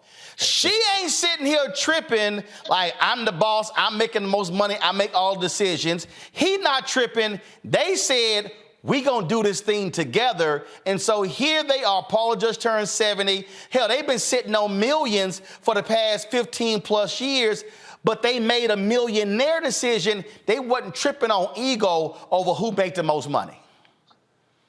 Yeah, well, that's a great metaphor right there. What I found about millionaires is that it's a team effort. And I mentioned in terms of home ownership, the average black millionaire has been married anywhere between 15 and 20 years. So the fact of the matter is they look at it as a team.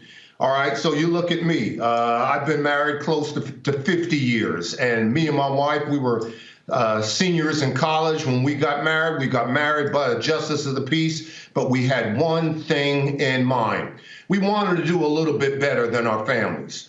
Because when you look on my wife's side, neither of my in-laws finished high school. When you look on my side, yes, my father did finish high school, but my mother had a 7th grade education. So we knew that, hey, listen, we're not only going to succeed, but we're going to succeed for our family. Where no one's Jonathan Living Seagull and no one flies alone. And unfortunately, I think that's what Generation Z doesn't really capture, but that's a sermon for another Sunday. But as I said before, Roland, we are in a creator's economy. Yep. And every dollar bill is up for grab. And you have got to decide. And when I talk about decide, I found 7 laws of wealth and 2 rules of wealth that black millionaires always abide by. The number one law of wealth is knowledge. And people ask me all the time, well, there are 10 different forms of wealth, and money is only one of them. As a matter of fact, money's not number one and money's not number two. Money is number three. Now, I stand before students every Tuesday and Thursday at Clark-Atlanta University, the School of Business, and I tell my students that I get some pushback. Dr. Kimbro, money's not number one now. The number one form of wealth, okay, is consciousness. The mind can't, the pocketbook can't grow till the mind grows. Yep. And that's the number one law of wealth, is knowledge. Prosperity begins in the mind, but ends in the purse, unless you have a mindset.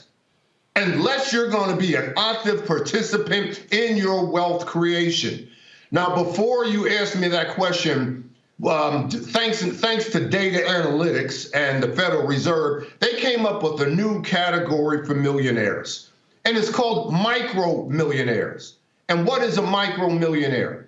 You may not be able to see that one day, oh man, you're going to go ahead and crack the code on 7 figures, blah, blah, blah. But when you assay it down, when you assay millionaireship down, again, I asked them 118 questions. The one question that came back, and I didn't have to perform multiple regression to get this answer. The one question that came back 99.9% of the time, I asked them, I said, how old were you when you broke 6 figures?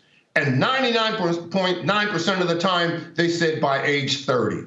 Wow. So I tell folks, be very particular where you are at age 30, because you might be there for the rest of your life. So thanks to data analytics, and the Wall Street Journal and the Federal Reserve are doing the same thing. For white America, you may not be able to see that one day you're 7 figures, but somewhere between the age of 35 and 42, 43, shoot for $250,000. And if you do that and you change nothing else, you will find yourself standing in a pool of liquid gold of 7 figures or more. Now, why is that critical? Because I can see it walking up and down the streets of Peachtree. Yes, here I am in Atlanta, Georgia. And what do we know about the demographics of African Americans in Atlanta, Georgia? The average household income, Black America here in Atlanta, Georgia, is about $45,000 a year, okay? Close to 35% of African Americans here in Atlanta, Georgia are either unbanked or non-banked or below banking. What in the world does that mean? That means they don't even use a financial, they don't even use your bank, or they don't even use a financial investment, whatever, for their financial or banking needs. That means to go to the post office, and I can tell you right now, Roland, even today, here we are in 2023, the number one bank of Black America is Walmart. We still haven't captured that. So we got some changes to make. But thankfully, all the information is there. And you can be, you can have, you can do, if you're willing to put the time and effort in. Hold on one second. I'm going to go to a break. We come back. My panel, I know they got some questions. Can't wait to get in on this conversation. We're talking with Dr. Dennis Kimbro, folks. We're talking about the idea of wealth creation, what that really means. How do we attain that? And y'all heard me talk about this all the time. Because when you have that, then you also have that freedom to be able to support our institutions and to also be able to build and grow. You're watching Roland Martin Unfiltered right here on the Black Star Network.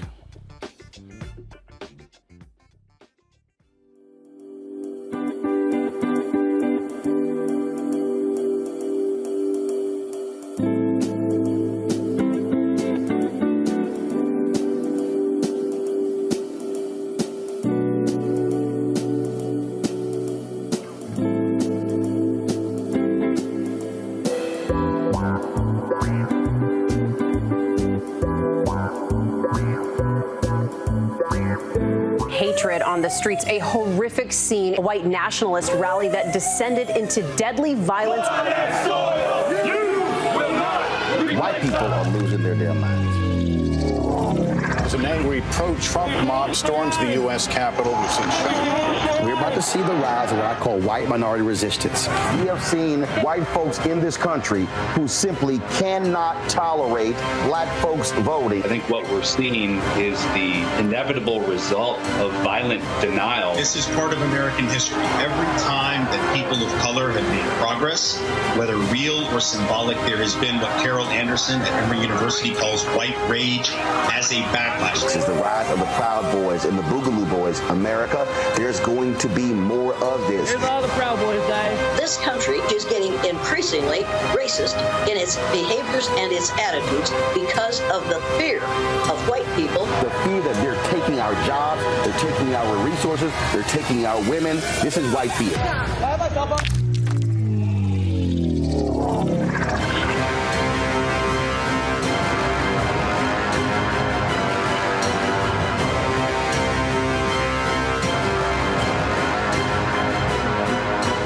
Hello, we're the Critter Fixers. I'm Dr. Bernard Hodges. And I'm Dr. Terrence Ferguson. And you're tuned in to Roland Martin Unfiltered.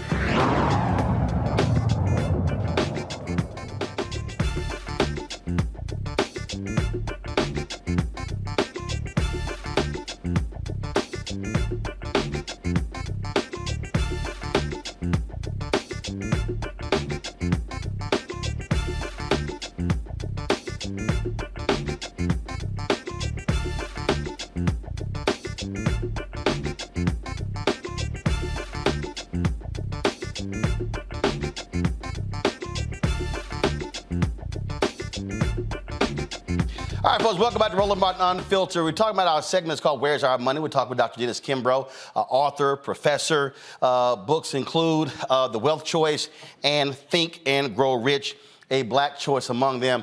I got this one question before I go to the panel. Doc, you talked about cars being owned. And I got a kick out of having this conversation with a brother I know, and he was just baffled because I remember when I ran. I go back to I'm gonna put that conversation aside. When I ran the Houston Defender, we're talking 19. This is 2000, so this is 23 years ago. So it was a young brother on my staff. He was a graphic designer. He owned a Ford Explorer. So he gets a raise. Then he goes out and he buys a Ford Expedition. Now, he had already put in a sound system in the Explorer. And so probably about 6 months after getting the Expedition, man, he was whining, complaining about the note on the Expedition. And I remember asking him, I said, I'm curious. It's just you and your girlfriend. Why did you go buy an Expedition? And he's like, well, I wanted a bigger vehicle. I said, but it's two of y'all. You had a Ford Explorer that was just perfectly fine. The reason I'm laughing at that because I bought my Lincoln Navigator, and the only reason I bought that because 6 of my nieces came to live with us, and I literally needed a bigger vehicle to carry 8 people around. Got a cashier's check the day I bought it off the lot. I said, I ain't paying no damn interest. Y'all can go to hell. Crossed the 200,000 mark last month. So I've had that. So it'll be this month, November, it'll be, 15 years since I got. That's the only car I've owned since 2008. My whole deal is I don't give a damn what nobody else think. I don't care about no Mercedes, no BMW, whatever. And it gets me to where I need to go. I think that's a different state of mind. Here he got a raise and he added more debt in his life when what he had was perfectly fine and he's complaining 6 months later. I'm like, that's illogical. That's not how millionaires think when it comes to their lifestyle. You're exactly right. And my research shows that they pay cash and they only go as far as their cash will take them. And when I say only go as far as their cash will take them, the cash that they have in their pocket at the time on many circumstances. During the course of my interviews, I've never been in so many what I would call, I won't say raggedy cars, but old cars, talking to them, following them around, wherever they're going, work, handling their daily affairs and the like. And that's true across the board. Now, I'm not saying I haven't been in Mercedes and nice Lexus cars and the like, but you know what? They don't like being in debt. And outside of their mortgage, less than $10,000 total debt, and certainly less than $5,000 in credit card debt. Because one of the questions I asked, would you have difficulty paying an unexpected $5,000 bill? Of course, no. Would you have any difficulty paying an unexpected $10,000 bill? No. How many times and who balances your checkbook over the course of the month? And that answer came back usually twice a week, and 9 times out of 10, if they were married, the wife handled the finances. So they're a different breed of cat, and because we don't have that much information about our wealth creators, we're left to our own guises to think how they really act and how they behave. And many times we're on the wrong track. Absolutely. So, and I like to say debt, or I call it invisible shackles, because it limits your ability to make certain decisions and to move and flow in a different way, because you're constantly thinking about, I owe this private school tuition, I owe this, I owe this, I owe this, I owe this. And it's sort of, to me, it frees your mind to be able to move freely, because that's not holding and weighing you down. Panelists waiting for some questions. Rebecca, you first. Thanks, Dr. Kimbro, for being here tonight. You mentioned Omaha, Nebraska, and doing a panel there. I was born and raised in Omaha, Nebraska. And what's interesting, at one point, Omaha had more millionaires per capita than any other city in the United States. One of the benefits of growing up in that type of environment, I am used to seeing millionaires and the billionaires that are there who live a very quiet or simple life. Like, they have lived in the same home, like you mentioned, for the last 20, 30 years. I'm thinking about Warren Buffett, who's lived in the same house. I think he bought that house in the 60s. I'm used to seeing them drive around with pickup trucks and seeing them not being too good to go to Applebee's or to go to Cheesecake Factory if they're going out to eat. Otherwise, they're cooking at home. However, because of my work, I've spent a lot of time in Black communities across the country, and the majority of Black communities. And one thing that I've noticed is that it appears that within our communities, we want the appearance of what we think it is to be wealthy versus the actual being wealthy. So how do we start to change that dynamic so folks understand it's not about what it looks like in our mind to be wealthy, but what it actually means to be wealthy? Great question, and I appreciate that, and thank you so much. Yes, you're exactly right. And I've said it on a number of occasions, if the individual looks like he's wealthy and has all the trappings of success, chances are, not all the time, but chances are, no, they're not wealthy at all. So the fact of the matter is that, and going back to Omaha, Nebraska, when I held that focus group, there were car dealers in there, franchise owners that I had in that group, and the like. But I was about to say something else, and I'll get back to a second in terms of millionaires. But this I definitely want to say, okay?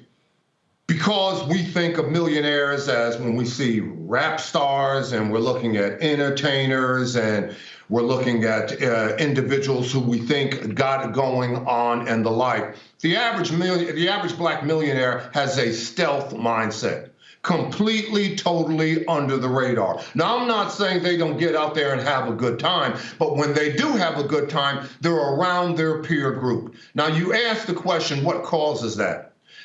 I don't know, you might go to college and major in marketing, but we know something about the world of marketing. There are about 5 to 7 different marketing or advertising type of behaviors that they use on individuals. Now, when you look at Black America, the #1 marketing or advertising behavior that they use when they're trying to lure African Americans is recognition. Why? Because as a race, we've been starved for recognition. And if you close your eyes and you listen to the ad, you know the demographic that they're going after. Be the first on the block. Be the envy of the neighborhood. Call in, sign your name on the dotted line right now, and be the talk of the town. Well, you know who they're going after. They're going after Black America. When you look right now, there are 14 to 15 different sectors that make up the economy. Education is a sector, healthcare is a sector, construction is a sector. But when you look at all these sectors and put them together, you have anywhere from a $17 to $19 trillion economy.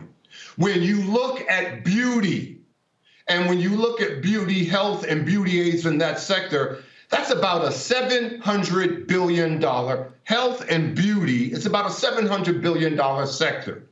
Well, who is the number one buyer or consumer of that sector? Well, it's black women. Black women are 6%, 6 to 7% of the population, but they're 24% of that sector. Now, I have no problem with that. I mean, I got 3 grown daughters, all married, all college educated, all mothers, all homeowners, and I got 3 granddaughters. So believe me, I have no problem with that. But we have got to learn to do what every other group does, and that's leverage their consumer behavior. If East Indian women were buying on that particular level, if Jewish women were buying on that level, if Hispanic women were buying on that level, Wall Street would know it. Now, how would they know it?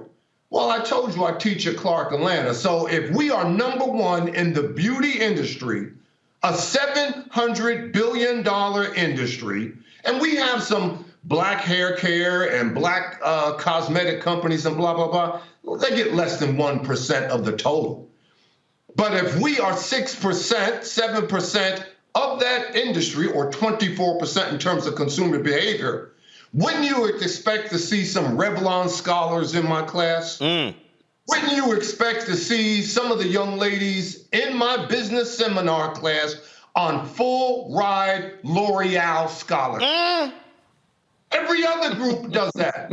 Why not us? L'Oreal, MAC, keep going.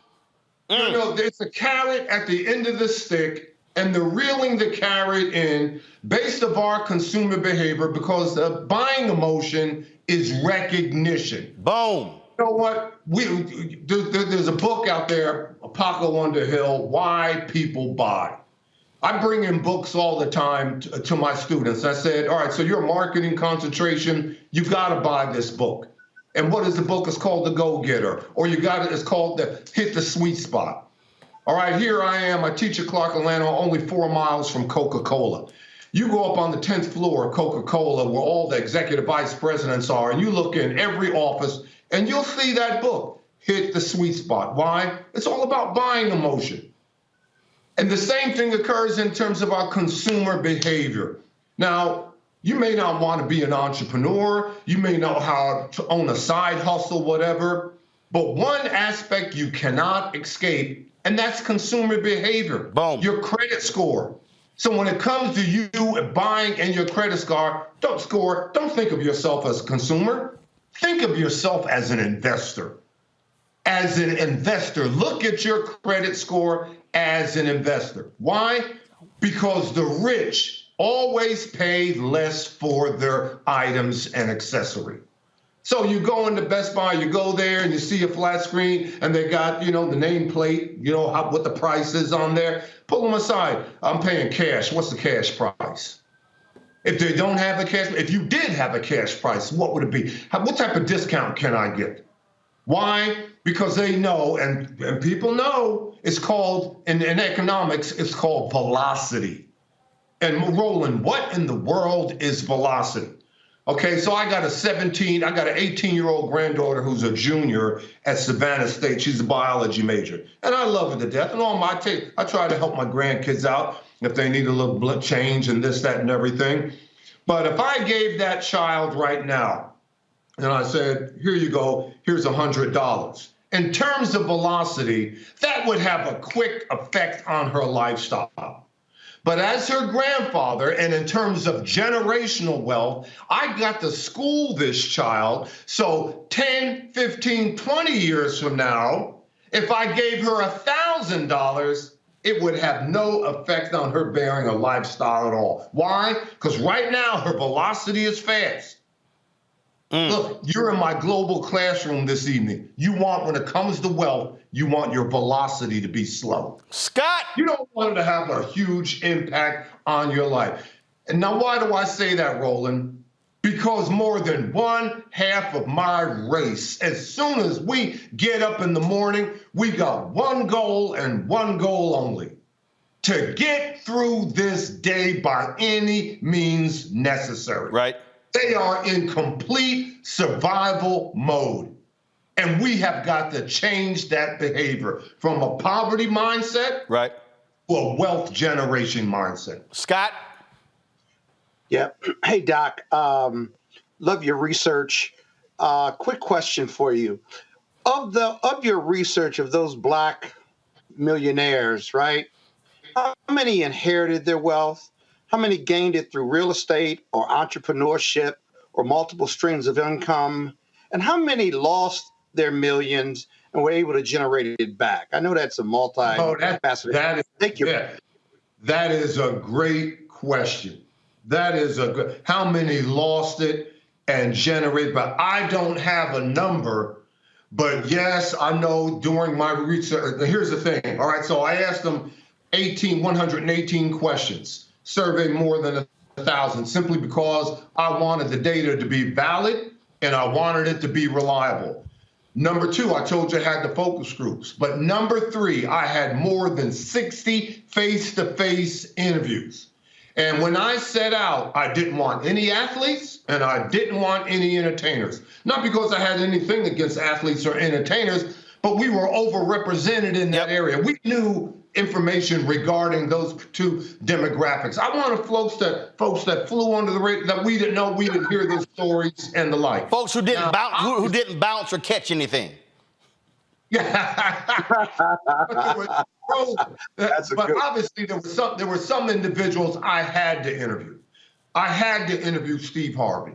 I had to interview Damon John. I had to interview Tyler Perry. I had to interview Kathy Hughes. I had to interview, I spent a day with Kirk Franklin. I spent, the list can go on and on, folks who I had to, simply because of being valid and reliable. And it was in those stories that they told me they had to make their wealth several times.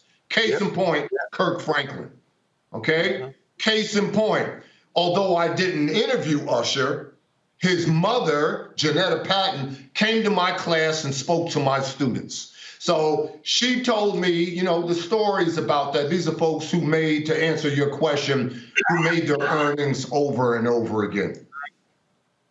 Yeah, thank you. Robert. I always love it when Clark-Atlanta University is properly represented. I'm using the minority here, but it's absolutely outstanding to have you in this conversation. While I was a student at Clark, one of my economics professors said that money is spent in the light, but wealth is built in the darkness. He kind of, everybody in Atlanta and all of a sudden wants to start a boutique or, the next trending restaurant to be the next slutty vegan. Can you kind of talk about the real way that wealth is generated in our community and the real types of businesses that really grow and expand? I have someone who was a student with me at Clark-Atlanta. They started a business where they literally picked up waste from restaurants and just took it to the landfill for them during hours that the city couldn't do it, et cetera. Dumpsters couldn't do it. He was a millionaire before 30, picking up garbage and trash, but that's not the shiny, bright object that gets you on a reality show on social media. So people don't really think about that. You can talk about the hard work in the industry that people don't think about that actually leads to generational wealth. Good question. And the reason why, because the millionaires who I surveyed and interviewed, they didn't see it. They didn't get in this game for the money. They got in the game as a labor of love. Yep. Something that they were completely engaged in. And that is the difference. Because I remember a couple of times in my focus groups, I asked the question, did you know the day or the week in which you crossed the 7-figure threshold? And no one can answer that question for me. Why? Because their head was down and they were completely engaged in what they were doing at that particular time. Yep. So here's the key. Here is the mindset. And these are the questions that you've got to ask yourself in this creator economy. Question number one, where have you been? Now, what do I mean by where have you been? If you are just getting the email now, you're 40, you're 50, you're 60 years old, you got to account for your time. What in the world have you been doing? Do you know your area of excellence? And if you don't know your area of excellence, I need to know why you don't know your area of excellence. Why? Because you can't repeat the same behaviors over and over. Question number 2, why are you here? Well, that's a great question. We're all here to serve somebody. Service is the price you pay for the space that you occupy, and anybody can serve. And the bottom line is not, look, in terms of money is not the bottom line. I tell my students all the time, and they give me pushback, and they say, Dr. Kimbro, you're the only person I know who writes books about wealth and this and money, but your books have nothing to do with money. No, money is not the bottom line. Well, what is the bottom line? Love is the bottom line. I don't care if you're working for a living, you're employed for a living, you love your job, you're going to get the parking space closest to the building. You love your coworkers, you're going to be manager in no time. You love your coworkers, or you love your job, or you're an entrepreneur and you love your customers. Guess what? You're going to get more customers. Love is the bottom line. Number 3, where are you going? Where are you going? In other words, do you know your area of excellence? And you've got to ask yourself 3 critical questions to uncover your area of excellence. What do you love to do? What do you have a passion for? What can you throw your whole heart and soul into? Yep. I remember when I was with John Johnson, I'm probably the last individual to interview the godfather of Black entrepreneurship. I interviewed this man several times, and there I am, 820 Michigan Avenue, up there in his office, sitting right across his desk while he's signing contracts, looking at makeups of new, covers of Ebony and Jet magazines. And I said to him, Mr. Johnson, if you weren't, a magazine publisher and you weren't publishing Ebony magazine, what would you be doing? And he picks up a mock interview from an upcoming issue of a magazine, and he goes just like this. I love magazines. I love the colors. I love the feel. I love the textures. How are you going to beat an individual like that? You can't. So what do you love to do? Question number 2. If you weren't rewarded, if you weren't compensated for your work, what would you do for free? Now, I've been at Clark Atlanta close to 30 years. And I mean, when my wife was still with me, even before we had direct deposit, the same way the dean would hand me the check, I would place it in my wife's hand and blah, blah, blah. I never knew. Yeah, I had an idea in terms of my finances, but she was an accountant by trade, and she took care of all the finances and this, that, and everything. But I was engaged because that's what I was called to do. Right. So what do you love to do? If no one ever paid you a dime, if no one ever gave you financial reward for your efforts, what would you do for free? Because when you're doing what you love to do, when you do it for free, your work is your play. And if your work is your play, you'll never work a day in your life. Now, here we are in 2023, and what Generation Z has got to understand, instead of quiet quitting, this is the gold standard that you got to judge and gauge your career by. How many people have called you and tried to lure you away from your present employer? Yep. I get phone calls, I get text messages, I get emails all the time. Dr. Kimbro, you still at Clark Atlanta? Yeah, I'm still at Clark Atlanta. Oh, okay, we're just checking, blah, blah, blah. And last but not least, if you can't answer those 2 questions, go to somebody who you respect and admire and ask them, what do you see me as? What do you think I would be good at doing? Roland, when I was a sophomore at the University of Oklahoma, you know what my frat brothers called me? They called me the professor. And I said to them, man, what do you guys call me the professor? Kimbro, you always got a book under your arm. If we can't find you on campus, we know that you're always in the library. Well, this is what I was called to do. There you go. And then last but not least, as Steve Jobs says, when are you going to poke a hole in the universe and prove you were here? Jobs says, don't build a business, build a movement. There you go. Build a movement. And what did Antonio Reed tell me, one half of Babyface? There I am. I spent a couple of days with him in the Bahamas. And he said to me, I said, Antonio, what's the story about you going to Harvard and staying up at Harvard for 10 weeks and taking an executive management class?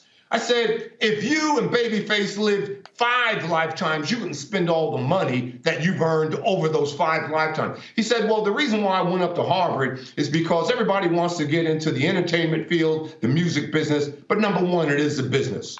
And the moment that you cease to grow and develop, you begin to die. And then number 2, he says, He says, look, and I put this on a sign in my classroom. They just painted my classroom, so they took the sign down. But Roland, the sign read, if you don't read, if you don't study, if you don't grow, if you don't develop, if you don't go to the seminars, the conferences, the workshops, if you don't sit in the front row, in the first seat, another student will. And the day that you meet that other student, you lose. So what in the world am I saying? You got to take time to get the information in. Yep. Never forget, the bigger the house, the more books they have in their personal library. But the smaller the house, the bigger the television set. You got to change the narrative and change the behavior. Dr. Dennis Kimbro, always a pleasure, folks. One of his books, The Wealth Choice, Think and Grow Rich, A Black Choice. We appreciate you joining us, and we'll certainly have you back because it all starts right here. Appreciate it, Frat. 06, love you, brother. I appreciate it. Folks, when we come back, we're going to talk with Isaac Hayes III. He is the founder of Fanbase. They're closing this raise, but also, why did LinkedIn kick him off of their platform for doing nothing? We'll explain next. You're watching Roland Martin Unfiltered right here on the Black Star Network. When you talk about blackness and what happens in black culture, we're about covering these things that matter to us, speaking to our issues and concerns. This is a genuine people-powered movement. There's a lot of stuff that we're not getting. You get it, and you spread the word. We wish to plead our own cause.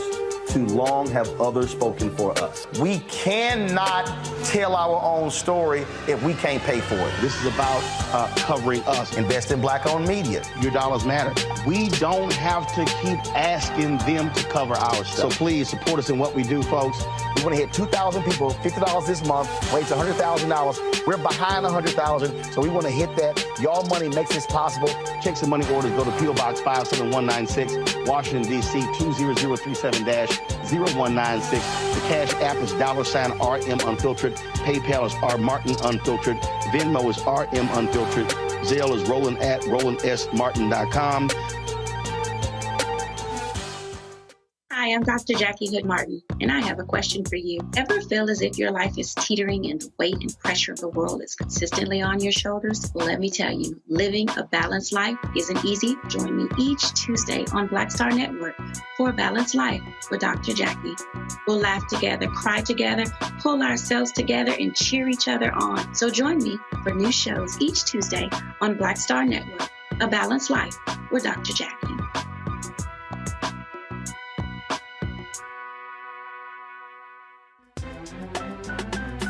I'm Faraji Muhammad, live from LA. And this is The Culture. The Culture is a two-way conversation. You and me. We talk about the stories, politics, the good, the bad, and the downright ugly. So join our community every day at 3 p.m. Eastern and let your voice be heard. Hey, we're all in this together. So let's talk about it and see what kind of trouble we can get into. It's The Culture, weekdays at 3, only on the Black Star Network. Hello, I'm Paula J. Parker. Trudy Proud on the Proud Family. I am Tommy Davidson. I play Oscar on Proud Family, Louder and Proud. Hi, I'm Jo Marie Payton, voice of Sugar Mama on Disney's Louder and Prouder, Disney Plus. And I'm with Roland Martin on Unfiltered.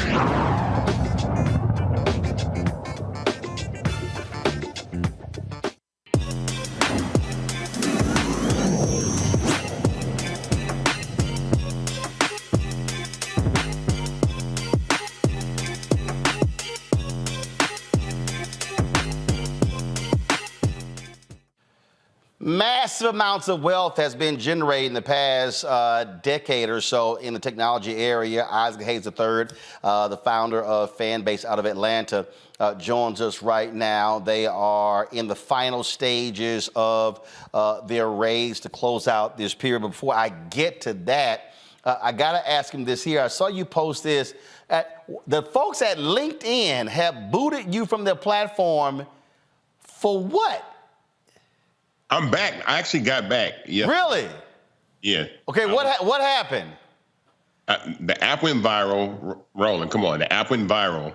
And in the midst of this going viral, there was this little spat that was going on with Clubhouse. And right when that happened, I got kicked off the platform for a simple post that I always post, which is updating the raise, the amount of money we've raised. So I think somebody was just trying to give me a little hiccup, but it took probably about 6 weeks to get back on there. So yeah, but you also are calling them out, and because you've been, look, it's some other folk like Clubhouse been a little upset because you've been checking them, and they're mad because you went on in on their platform talking about Fanbase like other people don't go on Clubhouse talking about their stuff, and like Clubhouse not on other social media platforms touting their app. Absolutely. It's a competitive space, and I understand that a lot of people are going to look to see, if Fanbase, continues to dominate in the way it's been dominating. And I say this, like, we're not going anywhere. We're growing. The app has over 500,000 users now, Roland. We are worldwide, and we are getting ready to close this raise. The most important thing that I want to tell people too right now in competition is that what I'm doing with equity crowdfunding has never been heard of before. No one has ever raised $10 million in Reg CF crowdfunding ever. I'm the first Black man to do that. And that's an accomplishment. And it's really giving the opportunity for the users and anybody that's watching your program right now to actually own a platform that's gone from a $20 million valuation to a $50 million valuation to an $85 million valuation last year. So that's why this is all an issue. It's very disruptive. We are closing this final round on Start Engine in 5 days. So 5 days is your last chance to invest in Fanbase before we close this round and go to Series A, and the value of the company is going to increase significantly because we have an amazing year. We've had a record year in growth, and so get ready. But I tell everybody to go to thestartengine.com and invest. The minimum to invest is $245. When I think about that, the people watching this program right now could close this raise today, right? So let me explain to the people who are watching. When you invest now, you invest in Fanbase now, and then it grows to $100 million, $250 million, $500 million valuation, $1 billion. That means that your initial $246, that the value, let's say that's one share, the value of that also grows. And so what you pay for $246 could be double that or triple that or 5 times that, depending upon the valuation, depending upon it going public, depending upon it being sold. Well, look, let me tell you something. I posted a post today about Orrin Michaels, and I talk about Orrin Michaels every time I'm on your program. Orrin Michaels put $5,000 into Uber in 2010. When the company went public in 2019, his $5,000 was worth $25 million. That is a 5,000x return. That means for every dollar he put in, he got $5,000 back. And so to imagine being able to put that type of capital into a company, and for that to happen on Fanbase would have to go from a $20 million company to a $100 billion company. Now, let me remind you, the market cap of Facebook right now is currently $800 billion. So I'm not even thinking about getting as large as Facebook or Instagram's market cap or TikTok's market cap is like 400 or 500 billion. I'm talking about $100 billion social media platform that you have a chance to invest in at the very, very beginning. I ask everybody, if you could have invested in Instagram or Facebook or Twitter or Snapchat when you first heard about it for $245, would you? Yes. The answer is you didn't hear about it because it was illegal and nobody wanted you to know, because they want the wealthy investors to have the best opportunity to invest in these startups over people like you, me, anybody that's watching that just wants to put their money into something other than gambling and lottery tickets and BS, right? And so Dr. Kimbro got me pumped up. I was listening the whole time because he was talking about building movements. That's when he mentioned Steve Jobs and talking about building a movement. Fanbase is a movement. It is a platform that is founded in the belief of building community and allowing anybody that wants to monetize their content to monetize their content. So that's what I tell everybody. So this guy put $5,000 into Uber. Yeah, look it up. He put $5,000 into Uber, and That $5,000 later turned to 25 million. Yep, 9 years later. And he was already a millionaire, though. But he was already a millionaire. And Roland, you and I know people with $5,000. Heck, we know people with $500, right? If 10 people put $500 into Uber and it turned into $2.5 million, would you have done that? Hell yeah. Exactly. But this is the reason we're doing this segment is because what I'm trying to, the reason, and also why we had Dennis Kimbro on, I'm trying to get folks to change the mindset, because if the people who are watching step back and ask themselves, what have I spent $246 on? And not necessarily I spent $246 one time. It's like when I had my nieces in the car and we were leaving church and they were like, Uncle Roro, where we going to eat? I'm like, we taking our ass home. And I'm like, it's 6 of y'all. Well, normally when we, after church, Aunt Jackie, we go out to eat. I was like, no, we ain't doing that. I said, because she ain't here. It was one of the rare weekends I was in town, and I had to walk them through. I said, so I was doing math. I said, okay, if the 7 of us go out, and the average meal for each person is going to be $25, how much is that? I said, plus the 15% tip, how much is that? I said, multiply that times 4 times 12. That's how much money we spend going out to eat. Your asses got tutors, you got individual computers, you got all this sort of stuff. I walk them through.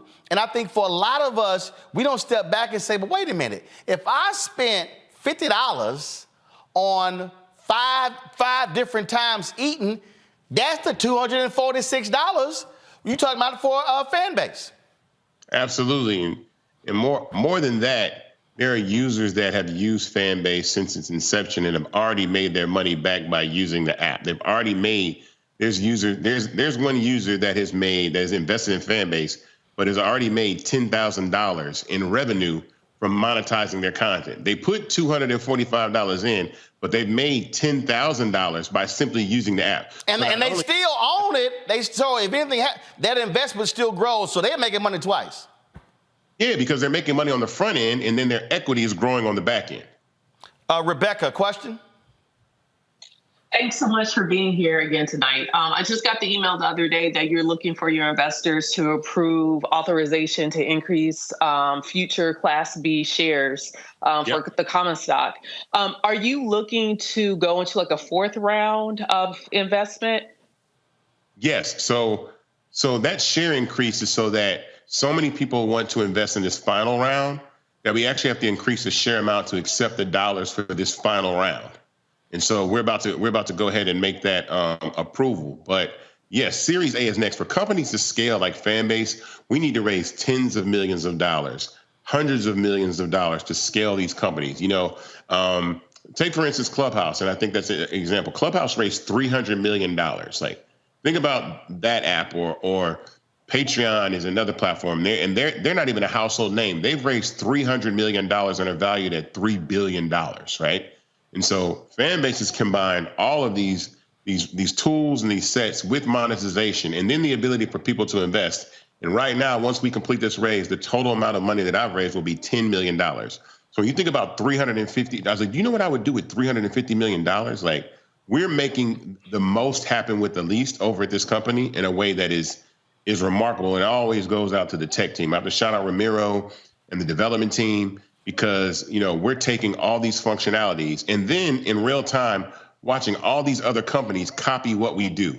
The good fortune is they can't pivot in our lane because 97% of Facebook's income comes from advertising. We are not built on advertising. So for them to flip a switch and say, we're going to go to subscriptions, and everybody watching right now, how often have you heard people talk about subscriptions in the last 3 or 4 years? You never heard people talk about subscriptions. Dog, everybody. I bought like Filmic Pro, Adobe. There are now apps that used to be free. Everybody. Hell, the car wash got, the car wash got monthly subscriptions. There are restaurants that are literally now charging a monthly subscription. Yes. And subscriptions are the future. It's recurring, predictable revenue, right? Yep. But you take that to individuals like you and I that can monetize their health their health content, their cooking content, their financial content, their comedy, their dancing, their acting, their singing, their love for sports, their passions, right? And turn these into businesses. Like, we know the average American salary is between $40,000 and $60,000 a year, right? But again, I say 5,000 people, right?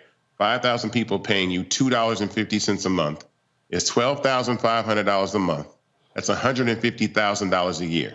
That's more than 97% of Americans. So the money is there. It's not in your following, which all these platforms want you to have a large following so you make content so they can run ads. The money is in your subscriber base. And so us saying, look, go to startengine.com/fanbase, buy some shares in Fanbase, then download the app and use it, and then watch your money grow, because again, the valuation of Fanbase, and I'm just being candid, the valuation of Fanbase was $85 million over 1 year ago. That is before we had a user spike of 100,000+ users in 60 days. Our MAU is up, 400% or 500%. I fully expect that the valuation of Fanbase when we do Series A to be double what it is now, close to double what it is now. And so that means for every dollar that you put in, 4 or 5 months from now, it would have been worth more to do it today. You have to put in 2 to match what you would have put in today. And so that's why I'm telling everybody to invest and be part of these movements, man. This is a movement. This is unheard of. Like, again, the last social media app that was Black founded, that was this successful, was Black Planet. And that came out in 2000. It's 2023. We've gone 23 years on another platform really breaking through. And to make that even more important, there have been tons of people that could have built apps and haven't, because this is very, very hard. And so this is a special moment for us, because this is an opportunity for all the culture that we give, all the creativity that we give, all the things. Like, think about this real quick. Think about all of the impressions and content that have been created just off Keith Lee coming to Atlanta and going out to eat. Yep. Think about somebody saying, oh, Cheesecake Factory is not good enough. But nobody owns these platforms where all this content is being made, or all these advertisements, all this engagement is going. That money is going in the pockets of people that don't look like us. And we're the ones making the platform value. But nobody at the top looks like us. And let me say this, how some people just say some stupid stuff.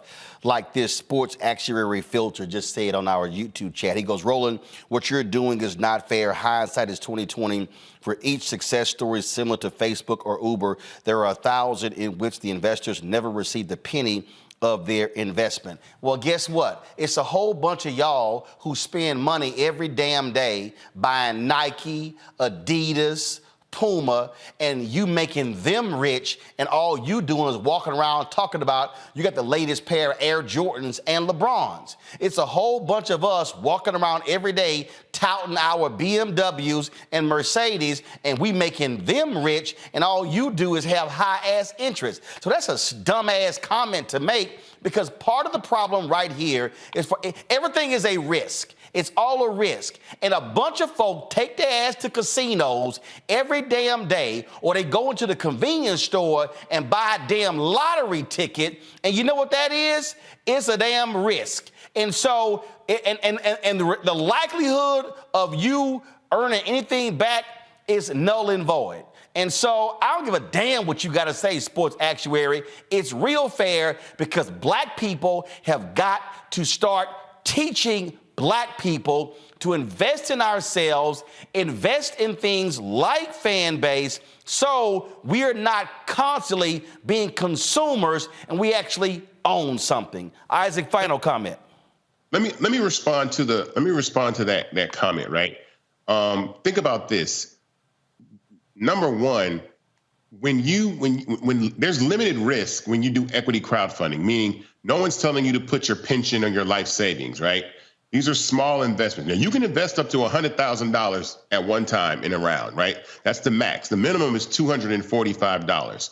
So when you think about $245, that's a bit different. That's the price of a pair of shoes. That's steak dinner. That's going out with your friends. I think you could probably not even remember the last time you spent $245 5 times in a row over the course of the year, because that's how often we're spending money.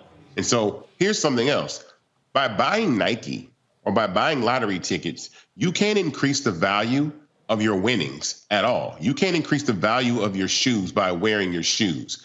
By investing in Fanbase and then coming to Fanbase and using it with the other 500,000 people that use it now, then you're increasing the value of the asset you own, because the users are what make the social media platforms valuable. If everybody left all these, like, this is real talk. If everybody left Facebook today, Facebook would be worth $0.00. If everybody left Instagram today, it would be worth $0.00. And so my point is that the same power that we have collectively that we give away for free on social media, we can also apply that to platforms that are free to use. It doesn't cost anything to use Fanbase. You can monetize, and you can own a part of it. So there's limited risk. And I don't want somebody to say, like, people have lost their investments. People lose $250, like I said, playing the slot machine or whatever, or gambling. So, or staying in a hotel room. Yeah. So yeah, exactly. At the mini bar. So go to startengine.com, and I'm stressing this the most, startengine.com/fanbase and invest now. This raise closes in 5 days. After that, you won't be able to invest anymore. It's going to be over with. We're going to close this round, and we're moving on to Series A. And so we want people to be part of this movement. I want everybody listening and watching who sees this to be part of this movement. Invest now. This is your last chance before we go to Series A. And when we go to Series A, that's when the big investors come in, where the people that are like Orrin Michaels come in, and they do put their capital in the platform. And then you're like, well, wait, how come I can't get in now? Because you had your chance today. And there you go. And then, go ahead. There you go. Isaac, I appreciate it, man. Thanks a lot. Thank you. Folks, that is it for us. Tomorrow, I'll be broadcasting live in Richmond, Virginia, from the campus of Virginia Union University. Y'all better have some swag there waiting on me. I'm wearing my own stuff. We're going to be in the Alex B. James Chapel at Colburn Hall. Looking forward to that. Want folks to come on out, pack the joint out. We're going to be talking about the Virginia elections and the impact on African Americans. As we speak, y'all, right now, there is a debate, the only debate going on in the Mississippi gubernatorial race between Brandon Presley and Republican Tate Reeves. Reeves has been running from Presley for the longest. It is a tight race. It is neck and neck. And so let's sit here and do what we can to get Tate Reeves out. He ain't done a damn thing for Jackson, Mississippi. He ain't done a damn thing for HBCUs. And so let's throw him. He damn sure hasn't done anything for Medicaid expansion that's health is needed in Mississippi. And so he needs to go. And so you can go check out, is it WPAT or BAT? It's WAPT TV. It's a 1-hour debate. It started at the top of the hour. It's been going on for 26 minutes. All right, folks, that's it. I'm going to see y'all tomorrow live from Richmond, Virginia, right here. Roland Martin Unfiltered on the Black Star Network. Holla! Folks, Black Star Network is here. Oh, no punches! I'm real revolutionary right now. Support this man, Black Media. He makes sure that our stories are told. Thank you for being the voice of Black America, Roland. Stay black. I love y'all. All momentum we have now, we have to keep this going. The video looks phenomenal. See, there's a difference between Black Star Network and Black-owned media and something like CNN. You can't be Black-owned media and be scared. It's time to be smart. Bring your eyeballs home. You dig?